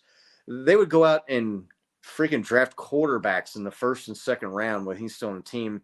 Never really gave him a guy after Jordy Nelson left to go with Devontae Adams. Paid a boatload of money to Aaron Jones and then drafted A.J. Dillon, which made no sense at all. That front office to me is, I don't know how they pulled off what they pulled off last year. I still think maybe it was a little bit smoke and mirrors, and then Jordan Love, we'll see. We already talked about that division. So yeah, I'm going out on a limb and I'm picking the Jets. Aaron Rodgers, the dude's, he's 3 years removed from his 4th MVP season. The guy, he doesn't depend on his legs and mobility, right? He can stand in there and throw from the pocket and dissect and pick apart defenses. So Garrett Wilson, he's got weapons. He's got good players there. So I'm going to roll Jets. I don't know who wants to go next. Anybody just want to jump in? First of all, did you know about your boot? Your lesson on buying boots is just shit, Scott. I mean, what were you thinking? You didn't buy anything with Thinsulate, bro? Jesus. Dude, I was doing so here's the deal. I was doing a lot of bird hunting and I was doing a lot of warm weather small game and bird hunting, and I didn't need Thinsulate, man. Like I didn't need my feet sweating, being nasty. So and it almost cost you your toe. Hope you're proud. Well, I had wool socks and the foot warmer, the toe warmer I had in the one foot, the boot worked and the other one didn't. So at halftime I went and switched that sucker out and got some blood flow going back to the toes there. So that's so funny, dude. I was thinking about this and I think that there were so many people in Kansas City during that that were trying to go get stuff that they were like, just get all the old shit that like we're going to throw away. And they were just throwing it all out there on the shelf. And I think we got some of those toe warmers that were probably like 10 years old or something. I'm going to tell you, I got way more use out of the non-insulated boot, not sweating my feet off, walking tens of hundreds of miles out in the woods than the one foot got a little cold. So, dude, I will say though, there was a guy sitting next to us in that game and he was wearing like jeans and a hoodie. And I was like, bro, like this dude ain't going to make it the whole game. He made it the whole game. I don't know how he did it, but he made it, but he probably had like black spots all over. Right. The guy next to me was wearing cowboy boots, and he was the same way, dude. He was just shivering the whole. You could hear his teeth chattering next to me. Jesus. It was cold. I can't Bo do it. saved me I with can't the do face. it. Bo saved me with the I'm not face cut out for covering. that. You would have a little black tip on your nose if you didn't have that face mask. That helped out. That was clutch. I mean, what made you do it? What drove you to freeze your ass off? Playoffs, Listen, man, baby. You only get Patrick Mahomes once in your lifetime, man. Like you just gotta go, man.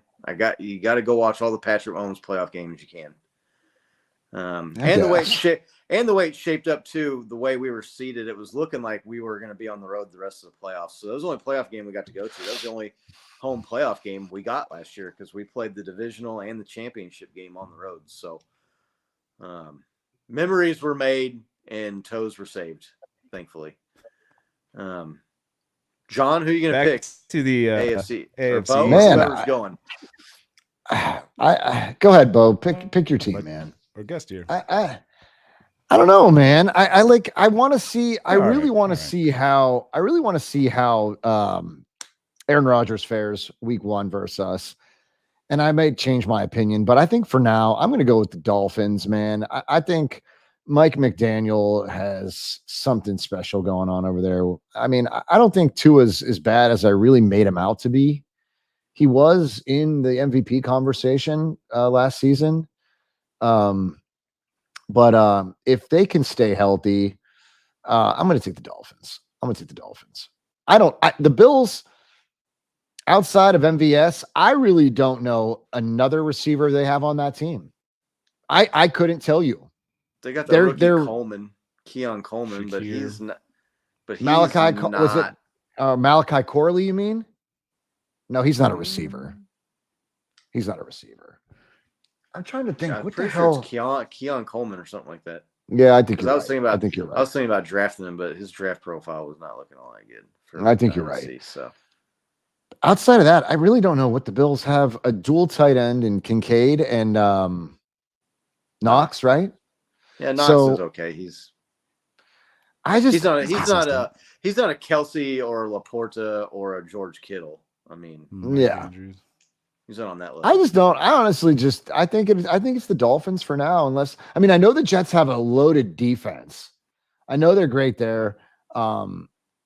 If Rodgers stays healthy, that could be a problem for that division. But for now, I'm gonna go with Miami. I'm with you. I got the Dolphins with like a little asterisk on the Jets as well. It really depends on what Aaron looks like when he comes back, right? Yeah. Scott seems to think like he can just stand there in the pocket and throw, but that's going to be up to his O-line, not up to him, right? And it's whether or not he can scramble or not. And Bosa's coming for you. Bosa's coming, right? And that's what I mean. Like you're playing a hell of a defense week 1, so they're going to test it right away, right? I imagine. Right, week one, right? Like play one, play one. Try to get him out again, right? Like I could see them trying to do that. But with that being said, dude, the Dolphins, everything to Scott's got, all their players, they're just so stacked. They have the 2 highest paid wide receivers in the league. They got 2 stud running backs. Their defense isn't terrible. Until it gets cold, right? So like that's why the asterisk is there. That seems to be it, man. When it chills, I can see when it gets cold, they fall off again, and here come the Jets if Rodgers can stay healthy and march right back. So they played plenty of winning teams when it was warm and still lost. So look, until they can prove that was a big thing.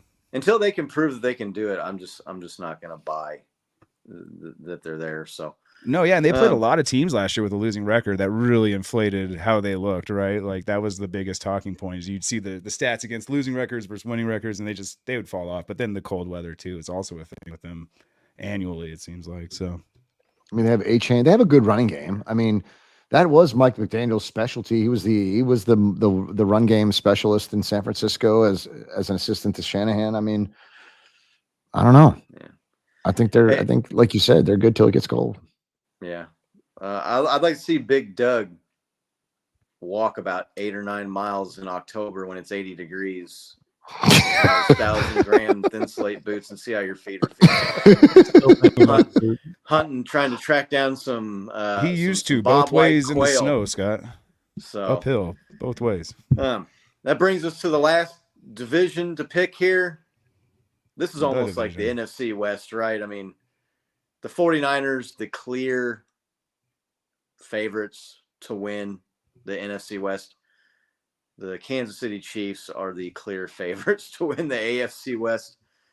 I don't know. Maybe there's some people that think that Jim Harbaugh brings some juice to the Chargers, but they got rid of Eckler, man. They got rid of Mike Williams. They got rid of Keenan Allen. Right. They're like the retirement home for Ravens running backs now. They got J.K. Dobbins and Gus Edwards out there, guys that are getting on and can't stay healthy.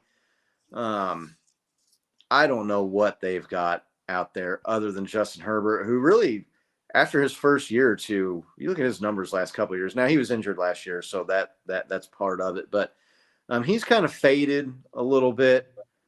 The Raiders and the Broncos are the Raiders and the Broncos. So Bo Nix, I don't know what everybody's opinion on Bo Nix is. I think that the coach, Sean Payton, he got one Super Bowl with Drew Brees, who's another top 2 or 3 or 4 quarterback in NFL history. I'm not sold on him being the savior with Bo Nix out there. They got rid of Justin Simmons and a lot of like these really good players. Their defense is not what it was even a couple of years ago when they were carrying that team's bad offenses. I don't know anybody in the chat or anybody in here picking against the Chiefs. John, No. Nick, I mean, it's kind of hard to when the rest of the division hasn't been able to compete. The Raiders are a quarterback away from a quarterback and at least another receiver. I think defensively the Raiders are all right. But they've always got that second string quarterback. They're Gardner Minshew. Well, I'm not sold on Gardner. Right, not in that, not versus you guys. But they had somebody. What the hell was his name, dude? The Raiders gave us a hard time with this kid. Aiden O'Connell. It might have been O'Connell, but I feel like it was. I feel like there was another one. Was Stidham ever a Raiders quarterback? No, he wasn't. No. Oh yeah, there was Aiden O'Connell. He wasn't a couple years ago. Maybe he was. Oh, maybe a couple years ago. Last year it was, but it wasn't last season. Guy. Yeah. I feel like there's always a backup quarterback that gives the Niners a hard time. And when we played the Raiders one time, this dude made it difficult. But that said, no, I think Kansas City runs away with their division again. But I would say that Harbaugh is going to contend with you guys in the next few years. I think he's going to build up a team. And I think Harbaugh will try to give the Chiefs a run. I think he will. But I do believe that the Chargers are in better hands with him. So time will tell with that franchise. But you guys have it. So how many times have you won your division in the last 5 years? All 5? 5. We're working on 9. We're working on 9 straight. We've won 8 in a row. Working on year 9. 8 in a row. Wow. NFL record, I think, is 11, right? Right. From the Patriots. NFL records, the Patriots, they had 11 in a row. Yeah, I could see that. Niner Sickness checking in, saying hello. Good to see you. Thanks for swinging by. Up? Appreciate it. Hey, Beto, good to see you, man. Thanks for stopping by, buddy. Yeah, look, not only did the Chiefs win this division, I don't see any other playoff teams in this division, honestly. Right. That Harbaugh through line reminds me of Sean Payton so much last year, right? Oh, he's going to come in, turn the team around. He's got the acumen, the know-how. He's been there before. He knows how to do it. And look what happened. Like, nothing, man. Chargers going to Charger. Raiders going to Raider. Broncos going to Bronco. It's such a shit show. Besides the Chiefs, they're just scrambling to keep up with us, and they just keep making the wrong moves on every team, man. And to the Raiders' point, I saw somebody mention this about Devontae. At least they have Devontae Adams. Like, I've heard he's going to the Jets, like, and look for that to happen before Halloween. So I don't think the Raiders are going to have anything. Right. Okay, let's go through and just real quick. Let's do our playoff teams. We've picked our division winners. Let's just go around the horn real quick and just do AFC, or we'll do NFC first and we'll do AFC. Just give your it's 3 teams, right? 7 seed now, so you got the 4 divisions. Yeah. Who's your 3 non-division winning playoff teams, Nick, in the NFC? Okay, so AFC will go We're doing Bills. NFC. Oh, we're doing NFC NFC first, and then Sorry. we'll do AFC second. NFC, man. So probably what? Rams. I'll say Eagles, and then the Lions, because I picked the Pack to win. So Okay. John, you want to go next? No, I'm still thinking. Bo, you want to go next? Yeah, sure. I'll go. Fuck, I can't remember if I picked the Eagles or the Cowboys, but whichever one of those ones I didn't pick for sure. I could definitely see the Lions going. I did not pick the Lions. The third, let's Rams. John was convincing with his arguments. Yeah, they could be a contender. I don't know. Oh, definitely. They could be. They're tough, man. They're tough. With Cooper Kupp healthy and Puka Nacua, Stafford is as good as he's one of the most underrated quarterbacks, I think. So, Right. yeah. I'm going to go Rams, Cowboys, and I'm going to go Bears for our man Ron. There you go. I think they sneak in. They're that going to win the 7th division. seed. So.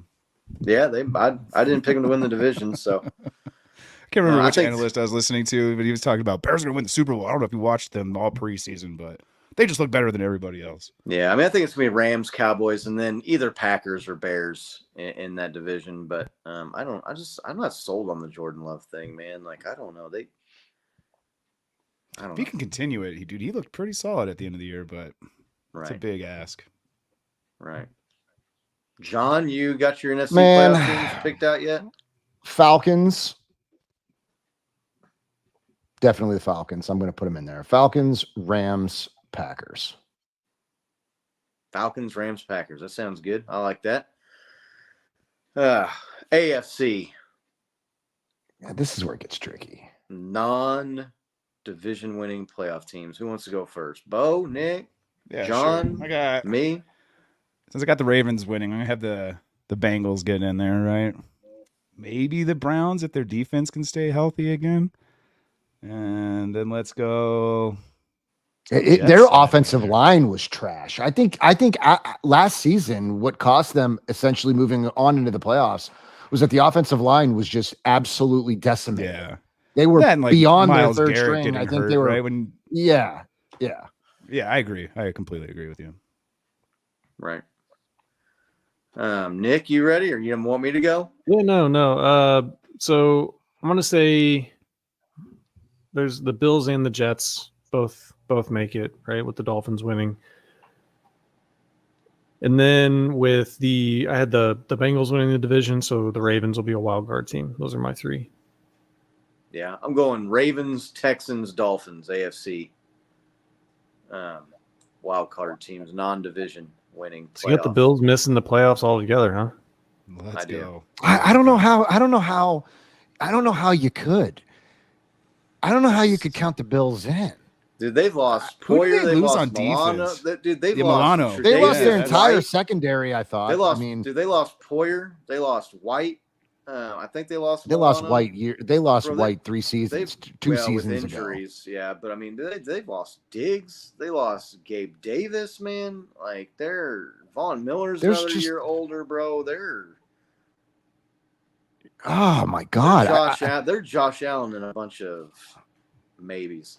Like I said, man, they had look. MVS is freaking Butterfingers. I don't care. I know he had a great AFC Championship game against the Bengals and helped us get to that Super Bowl, and he had the catch against the Ravens. But look, man, like the dude, like he's not gonna make the team, so I don't know like what that says about him or about the Bills. But I mean, their running game is still just they got Cook, but he's not. He don't strike fear of nobody, man. Like they're. Yeah, I'm just like with a 7 seed though. Like You don't think they're going to finish as top 7 teams? I think the Dolphins are better than the Dolphins are better than the Bills. I think the Jets and the Dolphins are both better than the Bills this year. So, I mean, I just think that if the Bills better didn't than win 6 or 7 out, they wouldn't have made it last year, right? If they won 7 straight at the end right there to make it. Otherwise, they would have been out. And think of the pieces that they lost to do it. Right. They essentially lost every playmaker on both sides of the ball that even contributed to that streak. So for me, I think I'm going to take the Texans, the Bengals. It's the Dolphins. Texans, right. Bengals, I like Dolphins. I like it. Grand finale here before we check out for the evening. Oh, wait a minute. Did we say Houston? Didn't we say Houston would win that division? I didn't. I picked the Colts to win that division. Yeah, Nick picked I the picked Colts. Texans. So did I. All right, whatever. That's close enough. That's all right. It's close enough. Let's just. They're going to make is it what twice. Dude, the big grand finale here before we close out. Super Bowl 59 in New Orleans and Nolans. What's our Super Bowl prediction? I want to see everybody in the chat Super Bowl prediction. Who versus who, and who comes out on top? Who is the Super Bowl champion this year in New Orleans? Who wants to go first? Well, there's a reason we brought this man on, in my opinion. It's because I think it's going to be us versus the Niners, right? And what a great guest to have to reflect that choice right now, because we were going to get into it a little bit. Yeah, we'll get into it all season. But no, I mean, Vegas favorites. Both teams are stacked. Huh? Rematch, man. And I'm sorry, John, but it's going to be our three-peat again. I know it's frustrating for you guys to watch, but it's just a different era. It's like the Tiger Woods thing, man. Like, we're just a statistical outlier at this point right now, so it's hard to bet against us. I know I'm a bit of a homer being a Chiefs fan, That's but fair. Man, I like our chances to play you guys again, though. I think we kick the door down this time, man. I think we lost by 3. I think we can finish the job this time around, man. Last season, I thought for sure. I mean, when I tell you guys that I believed it with my entire soul, that we were the better team all the way around, outside of, Patrick with the ball in his hands in the final 2 minutes of any game, is a nightmare. But I thought that we were going to win that game. I mean, I really believed it. Hell, Vegas believed it, right? And then it just slips away, because of special teams. I blame special teams, and I blame a lot of offensive line play was absolutely poor. And I mean, look, here's the thing: we have not done anything to correct the offensive line. Nothing. I mean, we've got a rookie in Pooney that has really stepped up and solidified that guard spot. But I'm telling you right now, like, we've done nothing to address the offensive line. So Brock Purdy, yet again this season, will have to, make magic with his feet. And I love the kid, but we didn't make it any easier on him. That said, I believe defensively in the secondary, we have gotten better. I think our secondary is better than our pass rush. And I do believe that this year the Niners will marry these two. They will get on the same page, and the defense will be back up at the top of the league. But I don't dream that it'll always be a 3-point game, in my opinion. It's gonna be close. I think it'll be a 3-point game. Either way, even no matter what, I believe that it'll be a 3-point game somehow, some way. Now, I to tell you that I trust my kicker in any circumstance, I don't. He was studding the Super Bowl last year, though. Yeah, he was clutch, man. He had the longest Super Bowl kick for like a whole quarter. Like 3 minutes. He did. Look, he did have the longest kick in Super Bowl history for 20 minutes. He's not consistent. Man. It's not That hurts. consistent. You know, Yeah. I mean, had to face Cleveland fans when he missed the kick in Cleveland and we lost to the Browns. The way that I left that stadium, I think I left that stadium more angry than both Super Bowl disappearances that I did versus you guys. Okay, because like I left my wife behind in 2019. Last season, I left her behind yet again. And I mean, it was a disappearing act. But I think in Cleveland, because she is a diehard Browns fan, she was afraid to give me shit. But the entire stadium on my way out, Cleveland fans, I'll give it to you guys, they were brutal. They were brutal. So, John, you're going 49ers Chiefs again? Absolutely, 100. I do. I honestly believe in my heart that the Niners are coming back. We're going to New Orleans, and we are going to give it everything we've got to stop you from making ayahuasca. The 3. We're doing ayahuasca 2 times before we go. And probably 2 Whoever times wins after. the Super Bowl doesn't have to pay for the retreat, right? John, I just had a great idea for our next bet, man. Nick? Yeah, you get to pick the shaman out of Craigslist. I told you. Nick? Super Bowl 59? Who over who?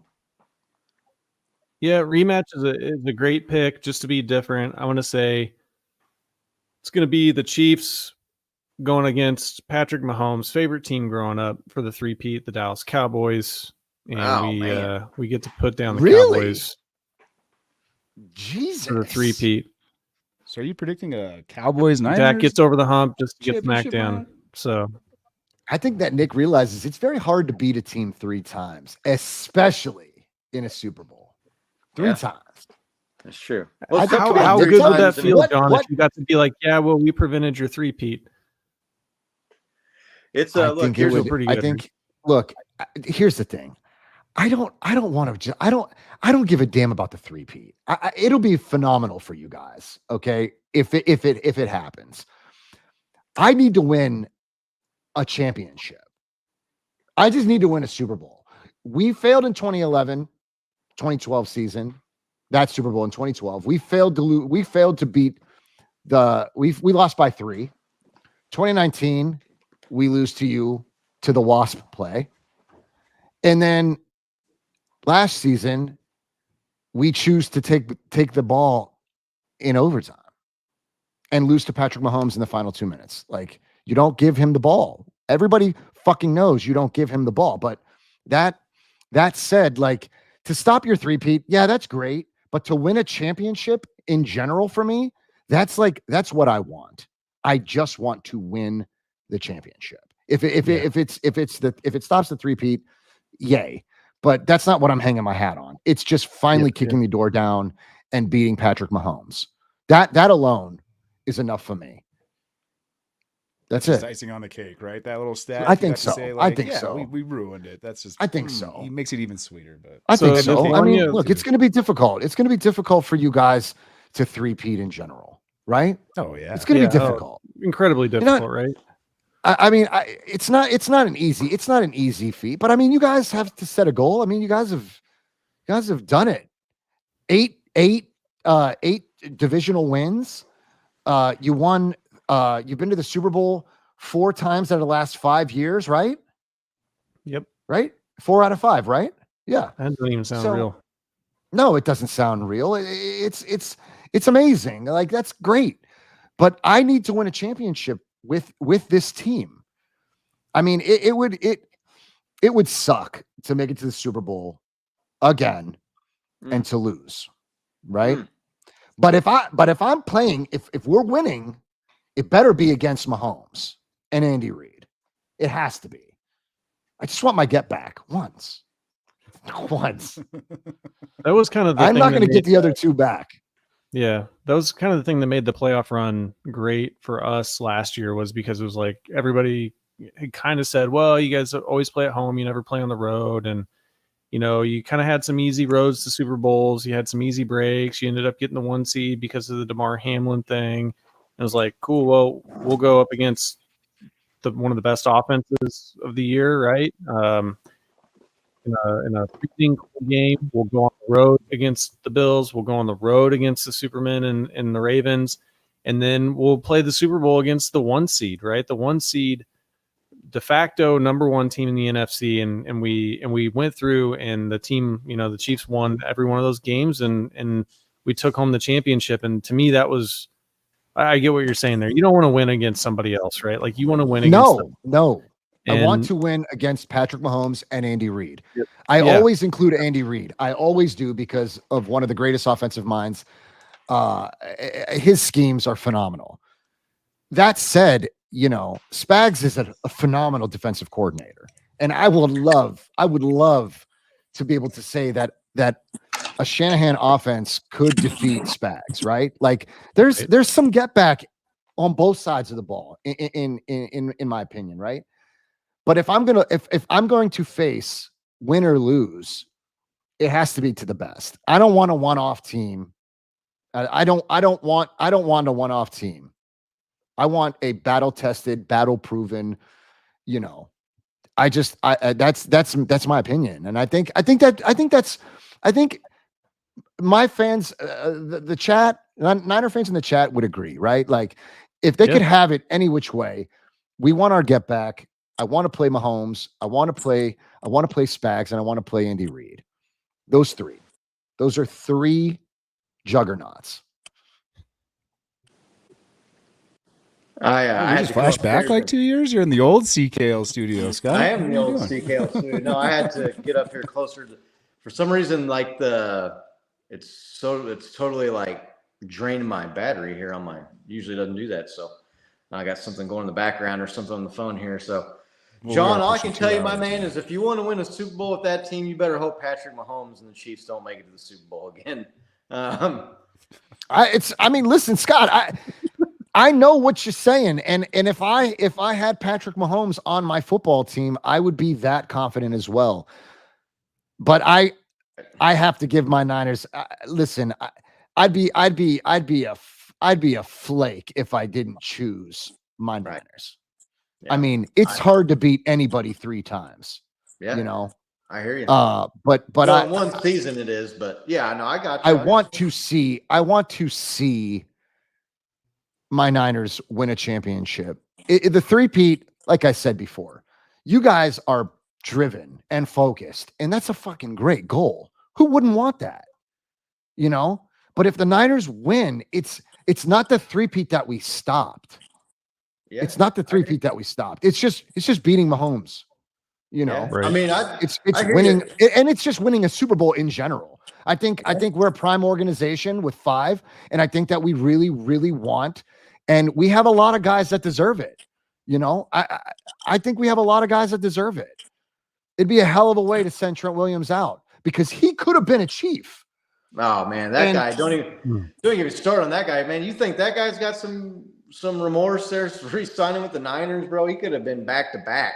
Like, I don't know that Niner fans ever. I don't even know that I've ever heard a Niner fan even go down that road. I swear to God. I mean, I think you and I have had that conversation many times, you and I, but I don't think I have ever seen fans talk about that. I mean, he was here in Kansas City having dinner with Brett Veach, and they had the contract ready, and he went back to San Francisco and signed with the Niners instead. I mean, what could have been, right? Oh, Trent. Yeah. But yeah. I mean, it's hard to beat a team 3 times, but I mean, I think Patrick Mahomes is 5-0 against the Niners. So, I mean, I don't know. We get to play you guys this season in the regular season. What is that? Is that late in the season though, right? It's like right after a bye week. I think it's like week 8 or week 9. Week 7 or week 8 or something. Yeah. So okay, I thought it was a little later, but that's good. I got to look at the schedule again. Yeah, I'm gonna disappoint the chat here. Are you guys coming to San Francisco? I mean, are you coming to Santa Clara? The Chiefs. Yeah, the Chiefs play in San Francisco. Yeah, we play on the road against y'all. I thought I had the schedule somewhere here. Yeah, look, Here it is. Super Bowl 59. I'm going Chiefs Lions. I think the Lions get over the hump. It's not a bad pick. Chiefs Lions? Yeah, I don't know. I still just the Brock Purdy thing to me, man. I just don't like. You're waiting for him to come down to earth. Is that what you're telling me? You don't believe in this kid? Scott, I listen, don't know.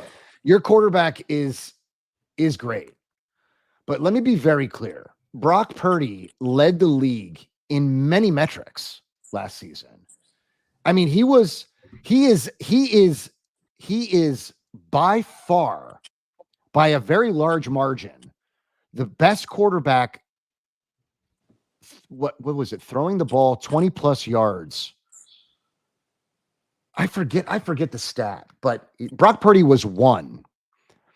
And it was quite a distance between the next quarterback. And I thought I had that somewhere. But look, Brock, I think even 49er fans, I call them sellout fans. I think some of them are waiting for Purdy to fail. But I think the kid is who he is. He's a phenomenal leader. He's an accurate passer. And he has found his way in that scheme. He knows exactly what he's got to do. What is it about Brock Purdy that you don't believe? What is it that you don't believe in him for? What do you think where do you think he's going to stumble and fall?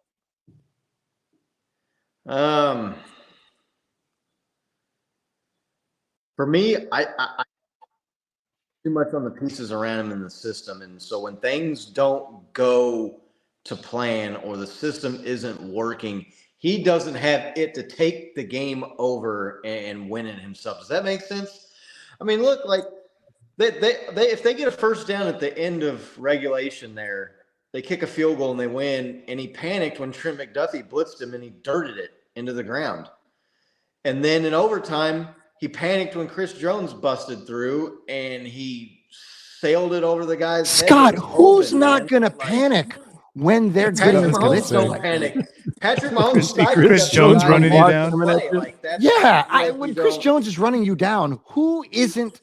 Look, if the offensive line was better, and I'm not saying just in the Super Bowl, I'm saying even in the Ravens game, it's Brock's not as mobile as Patrick. He's just not. No. And Patrick thrives 5 to 7 yards off the line of scrimmage anyway. That's where he's comfortable. Dude, he reminds me of the early Russell when they would drop back 7 yards, observe, and make that throw. Right? I mean, we know that Mahomes lifts he lifts his talent. He raises the talent of the receivers. Right. They could be subpar, and he just gives them opportunities. Brock just needs a little bit more time. That block, if Chris Jones, brother, I got to tell you, there's not a quarterback in the league. He could have. I think he overthrew Debo in the end zone. He overthrew. Is that which one you're talking about? When Chris Jones busted through. And like I said, he panicked when Trent McDuffie came unguarded on that blitz there at the end of regulation and threw it into the dirt and they kicked a field goal. Like I just don't see him having it. Like I said, I think he depends too much on the system and depends too much on everything going just right and going well. And I mean, if they lose Christian McCaffrey or if they lose Debo or one of these guys, man, and again, like I'm not saying the guy sucks. I just don't think he's at that level where like he can take it upon himself and go finish the job. Listen, I think it's fair to say that Mahomes has made some questionable throws, right? I mean, he got picked off. Jair Brown picked him off. Yeah. Not with the game on the line. I think that if we could have provided him with better talent on that line, we're not talking about. I'm not saying we win the Super Bowl because of this. We lost the Super Bowl the way we lose. I mean, Shanahan fucked up. There's always something weird that happens. I mean, Greenlaw jumps onto the field, tears his Achilles. Right. I mean, weird as shit. Weird things always happen to this team. The punt off a dude's foot. It's just I don't know. Like, but for the Niners to make it to another Super Bowl this particular season, the offensive line has to play great ball. And at the trade deadline, I fully see this team making a move at the there's a move for the trenches on the offensive side of the ball. Yeah. It has to be. It has to. Otherwise, Shanahan really trusts Brock Purdy moving around behind that right side. Yeah. That right side is questionable. I mean, Pooney is good. Pooney's good. But again, like in the Super Bowl, I would have loved to have seen better O-line play. And I think we would have seen, the system is predicated on time, brother. Time. You have the luxury of a quarterback that can move around and find open receivers. It's an amazing thing. But this system is predicated on timing. I mean, receivers must be. I mean, look at it. How long has Shanahan's how long has this scheme been productive and been winning in the league? It's timing, brother. It's timing. Yeah. You have to be on your mark and the ball will be there. And that's the run opens up the pass in this scheme. You guys are an air raid offense. You guys can just, and you got burners this year. Burners. Yeah, we didn't last year though. We didn't the year before. I mean, no, but he elevates talent. Like he elevates talent. You think if Brock Purdy was on the Chiefs last year, they make the Super Bowl? No way. Yeah, I think Brock Purdy with Andy Reid could have made the Super Bowl. On last year's team with those weapons, those receivers? Yeah. I don't think so. Last year for the Chiefs was like the year, right? Everybody thought they were down and like they were down. The most vulnerable, right? It was like they were vulnerable. Patrick had to drag that team into the playoffs and then over the hump in the Super Bowl. And I just don't see Purdy doing that. That's like the difference between the two. That's just, and again, I'm not trying to hate on Purdy. I know all of our friends here in the chat that are Niners fans that are watching on the joint stream are like, let me get a tablespoon want to like stab me through the screen right now, and I get it. Like, and I'm not trying to trash the guy and say that he's bad or he's not good. I just don't think he has that it, and I just don't think he's on that same level. That's all. And so, look, man, look at Garoppolo outside of the Shanahan offense. Look at what happened to that dude. Garbage. No, yeah, but I think that's more or less like Scott's point, right? Scott's point, right? Yeah, it's like the system more so than the person. Right. But I think that Brock Purdy is a far more accurate quarterback than Jimmy G. Oh, yeah. Yeah, definitely. I just think the emphasis is more on like the system is set up to succeed more so than one individual player. Whereas like we have the luxury of watching one of the greatest to play all time, like literally put games on his back and be like, all right, none of these guys are doing it. That's I'm just fair. gonna go That's run for fair. 60 yards kind of thing. I think that Brock Purdy with Andy Reid last year, like if you put another quarterback on that team with the offensive weapons, I don't think they win more than 5 or 6 games. I mean, even with that defense, just the play of the receiving core last year was just so abysmally poor. I mean, Scott and I were at that Lions game. We didn't have Travis Kelce or Chris Jones, right? Still in a position to win, lose by 1 point. But Kadarius Toney lets a perfectly thrown ball bounce right off of his hands into a Lion defender's hands, and it goes for a pick 6. We lose by 1 point.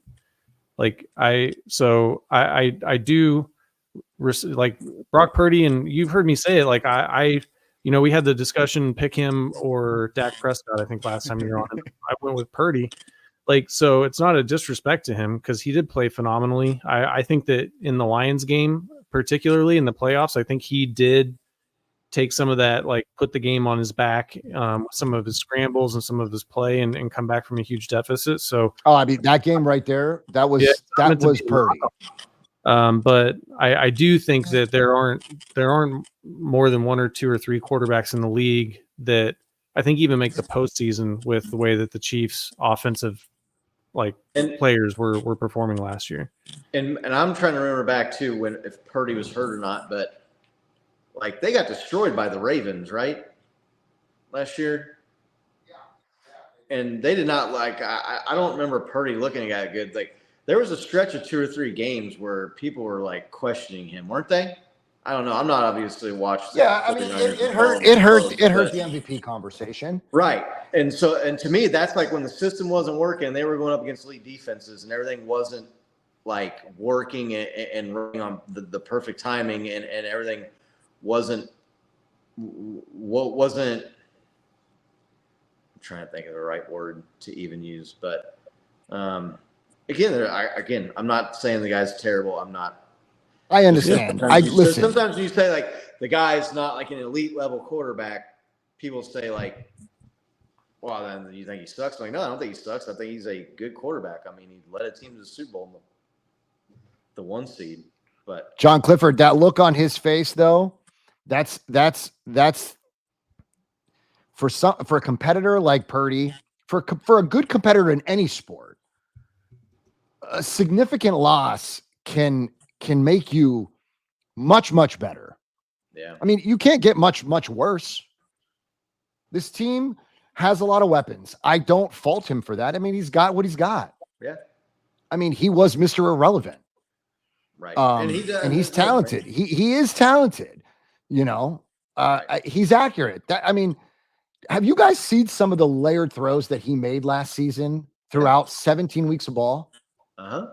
I mean, he's made some phenomenal throws.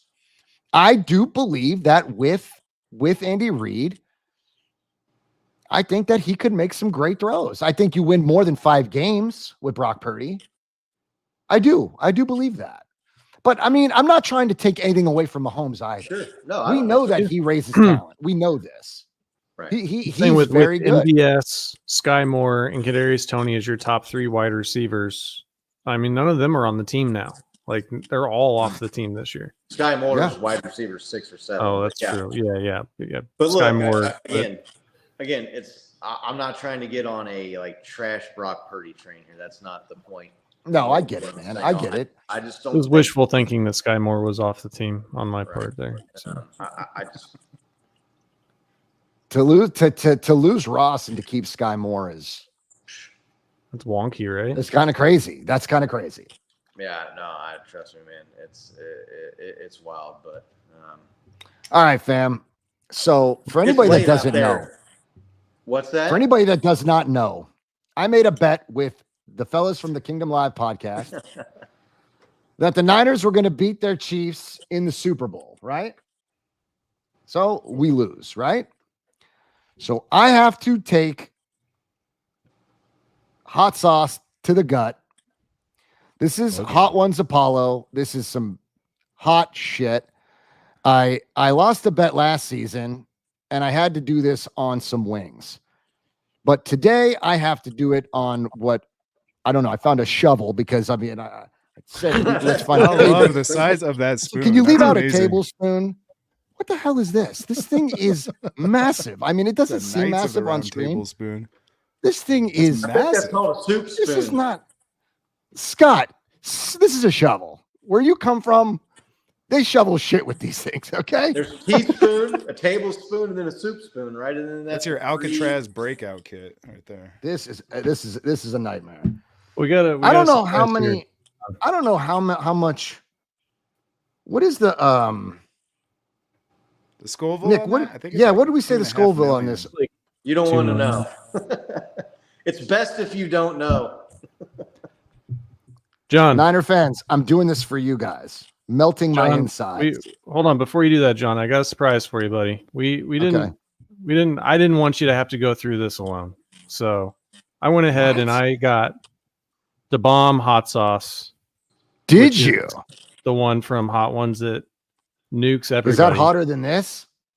I've had both of them, and I think it gets to a certain level where like Hot's your body just just hot. doesn't comprehend any more hot. Yes. So- This was made with the Apollo pepper, which apparently. The Apollo is the pepper hot- used to be the world's hottest pepper before the I was gonna ghost do wings, pepper, but I didn't right? have any wings, so I Yeah. made like a chicken tender here. So we're gonna Ghost pepper took Oh. over. punch that Oh, on do you there. got some hot sauce over there? You're eating on too or no? I You know- didn't have enough timing to get a no. I good got hot sauce hey, like these before guys. you do it, John. I didn't want you guys to go through this alone either. So I've got this Taco Bell fire sauce. What? Oh my god! Here, wait, bro. I've got some water right here. I'm just gonna do that. So Compete with Scott, Scott there. I'm gonna put some more on there. Put Even your, I got put your I got a packet whole- away for another This day, is- buddy. Okay. This is a I devastating already, amount of I this. already opened it, John. So You know what? Actually, I have some of Nick's salsa downstairs. It's made out of Carolina Reapers. Give me just 1 second. I'll join All you. right, go, I'll put Reapers. this down and rethink All right. my So this decision is for a no second. longer John just melting his insides for the Niner. Well, for the look, Niner if fan you base. no, had- I'm not going to eat any Da Bomb or any Inferno sauce or Apollo because our team won the Super Bowl and we didn't lose the bet. So I'm not going to torture myself. That's fair. That's fair. That's Like if fair. you had Nick and Tony to go through it with, but I wasn't gonna make you go through it all by yourself. So Laney says, "Do not throw John that C, spoon up." the funniest guy on Chiefs Kingdom Live, saying I'm all in with Taco Bell fire. This isn't hot, man. This is fire sauce. Okay, we're talking about. Clifford, this is for you, man. I know you've been waiting for me to cash in this bet, and I promised you guys that I am a man knew of you my were going word. to. I am a didn't think man you of were my gonna word. duck it. I knew you'd be good And for it. Laney, listen, I love you to death, and I know you're out there wishing I did not fill this spoon up with I've lost all Apollo sound, but if you sauce, guys can hear but me, I'm back. I'm ready. I it got Nick's is salsa it is here. quite Just it a is little bit quite of it. full here, Laney. It's Oh, I don't want John, to spill it, that's a but lot, my bro. God, I gotta cash in on this. My Niners, That's a lot, John. it's a pain I do not want to have again. So you right. guys, what do you want to do? It's on 3. On 3. Count down from 55. How do you want to do this? all right. On 3. 3, 2, 1, go. Cheers. Oh my God. It's more Oh my tingly God. But than it hot. doesn't even taste good. Oh my God. Oh, Nick, John, dude. Do they ban you from YouTube if you throw up online? I hope. God, I think I'm melting my crown. yeah, John, Jesus Christ. that was a lot. Oh John. my God. I Sweating am under my eyes. okay. My eyes are My sweating. eyes, mine are bleeding. I think my hair is falling out as we speak. Oh my God. I John, can't you feel my instantly tongue. started sweating. I am- I think John V just made that face that Brock Purdy made at the end of the Super Bowl. I cannot feel my tongue. For anybody that's considering a tablespoon or a soup spoon or whatever the fuck that spoon is Right. called, Pretty sure it was a it's soup. too big. It's too much. And this shit expired a month ago. I And think you're all right. Makes I it think hot. I think between the mold, if any, oh my God, guys, holy shit. It just My keeps nose getting is worse. To quote Tony, keeps getting worse. keeps just getting worse. It is It's getting getting worse. worse. It is getting worse. Like I I'm just don't know. sweating. Scott, you better just eat the whole fire. I mean, the packet, rip it, I did. Fire suck the hot packet. sauce out. You should eat the packet with it. Just swallow the whole thing. I mean, Holy smokes. Oh my God, I can see the sweat Nick, coming on. Nick, my what's head. your salsa made out of again? Carolina So Reapers. and what? last year I grew Carolina Reaper peppers in my garden, and Look at I my ended lips. up with like 1,000 of Niner them. red. I ended up with They're like a real lifetime red. supply of Carolina Reapers, and so I gave Bo go- some. I'll go that's on like again. saying my shirt's kind of red. John, your mouth is super red, bro. My lips are I think they're melting. Oh my God. I can't feel my face. I can't feel my fucking tongue. I think my teeth. cheeks have like changed to a bright. I think I swallowed my here. crown. To the back of Yeah. my throat. Oh, yeah. Oh, I gotta get Yeah, some. look. Wait, I'm what am I gonna do? I am lactose intolerant. I cannot have milk. I shit down my leg. Oh my That's God. probably, Bread, that's probably man. better than Bread's burning probably the it. next best thing for you then.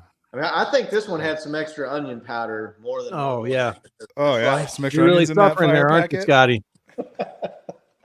Yeah, something like that. Everybody's gonna hear my Nick, chair what are you squeaking growing this as I year? What was that? wriggle around in Scorpion something? this year I got Trinidad scorpions growing.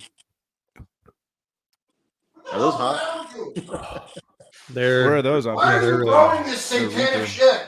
Who grows they're not as hot as the Satan's Reapers, food? but they're hotter than a ghost pepper. Oh my God. Are we that's Right in between. okay? So are we at a spot now where we can try to relieve it? Is that Relieve what? I'm bleeding internally. pain? 'Cause What are we I relieving? came prepared. I came prepared with some backup here. And Does your I just wanted to wash it down. Bo? Yeah. Yeah. Oh yeah. Where's yours, Scott? I thought you'd be the one wearing the golden Oh. chalice with Niner tears. Oh, that actually makes it feel Quench better. the fire a little bit. I've got man. my Niners tears here, John. I drank mine. You got to at least eat 3 of those quarters. I have to go get another beer or something. I like it. You guys are creative. You guys are very creative. I like the jar. We got Eagles tears too, so don't feel bad. My tears are flowing, Clifford. Shout My out to tears Chateau are Milk literally. Company. I'm crying on the inside. Right. I'll probably have to eat the whole bottle of Nexium tonight. And That then said- the whole time we're just gonna be thinking about tomorrow when we get round 2. Those aren't tears. That's John's eyes melting. They are melting. There's no doubt about that. I am dying. That stuff is hot. I put a lot of it on there. Oh man. My lips are so red. I feel like Dude, they're my burnt. nose is just to evacuating you. everything that was in it. I will say that was a man. That was a man-sized spoonful of Scott, it's probably a medical emergency in just a few short minutes. Yeah. You need some milk, Oh man. no, I'm these telling have pepper on them. you. Oh, man. Feel out of breath. Hope we didn't hurt John D over here. Shit. Oh my God. That's what we did in Vegas, right? Was that the sauce that John did, Nick? Yeah. Oh, No. That we had the Pepper X. oh yeah, that's right. Pepper X. Right. What the fuck is that? That's You the don't one wanna that's know. hotter than that one. It's the last dab one on that show. I don't recommend it. I don't know why, but this is evil. This is evil. This is evil. This is torturous. Laney, I did this for you. That was nice of you. Big John John. V. John, you're a man of He's your a man word, of man. his I word. appreciate it. If you want to make that bet again, I'm always game with you. If you want to change All right, it, we're gonna have changing to, the you bet. We're gonna We're have to come changing up the with. bet. We'll We come gotta up do with something something. different. We will This come hot up with shit something is for taking the- years off my life. I'm gonna have an ulcer.